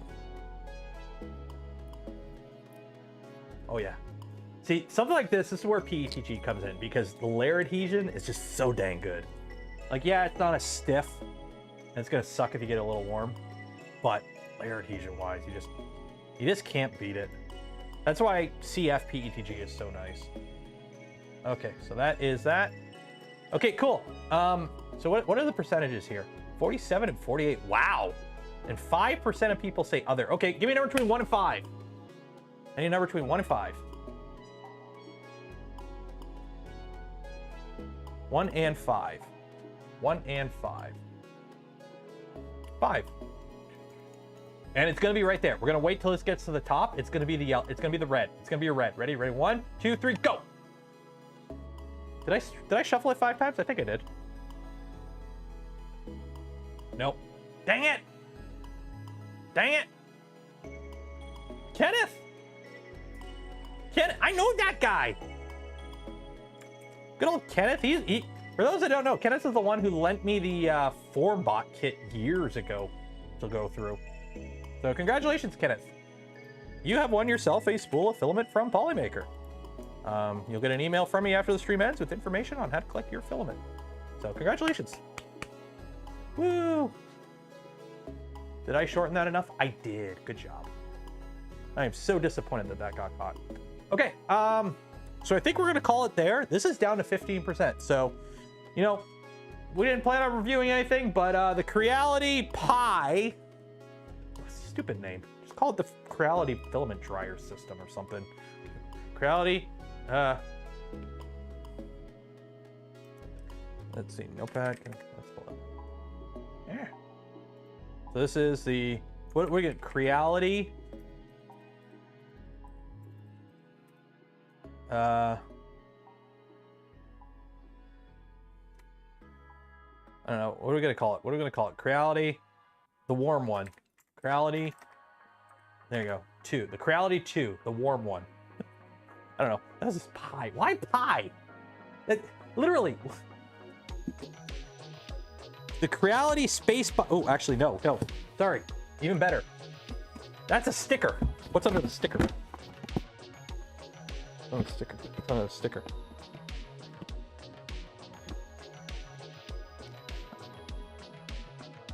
Oh, I can't. There's another name under the sticker. There's another name under the sticker. I can't get the sticker off. Ah. Dang it. Reality Space. Oh, is it really? Really? Is that what they did? Let's try and get the sticker off here.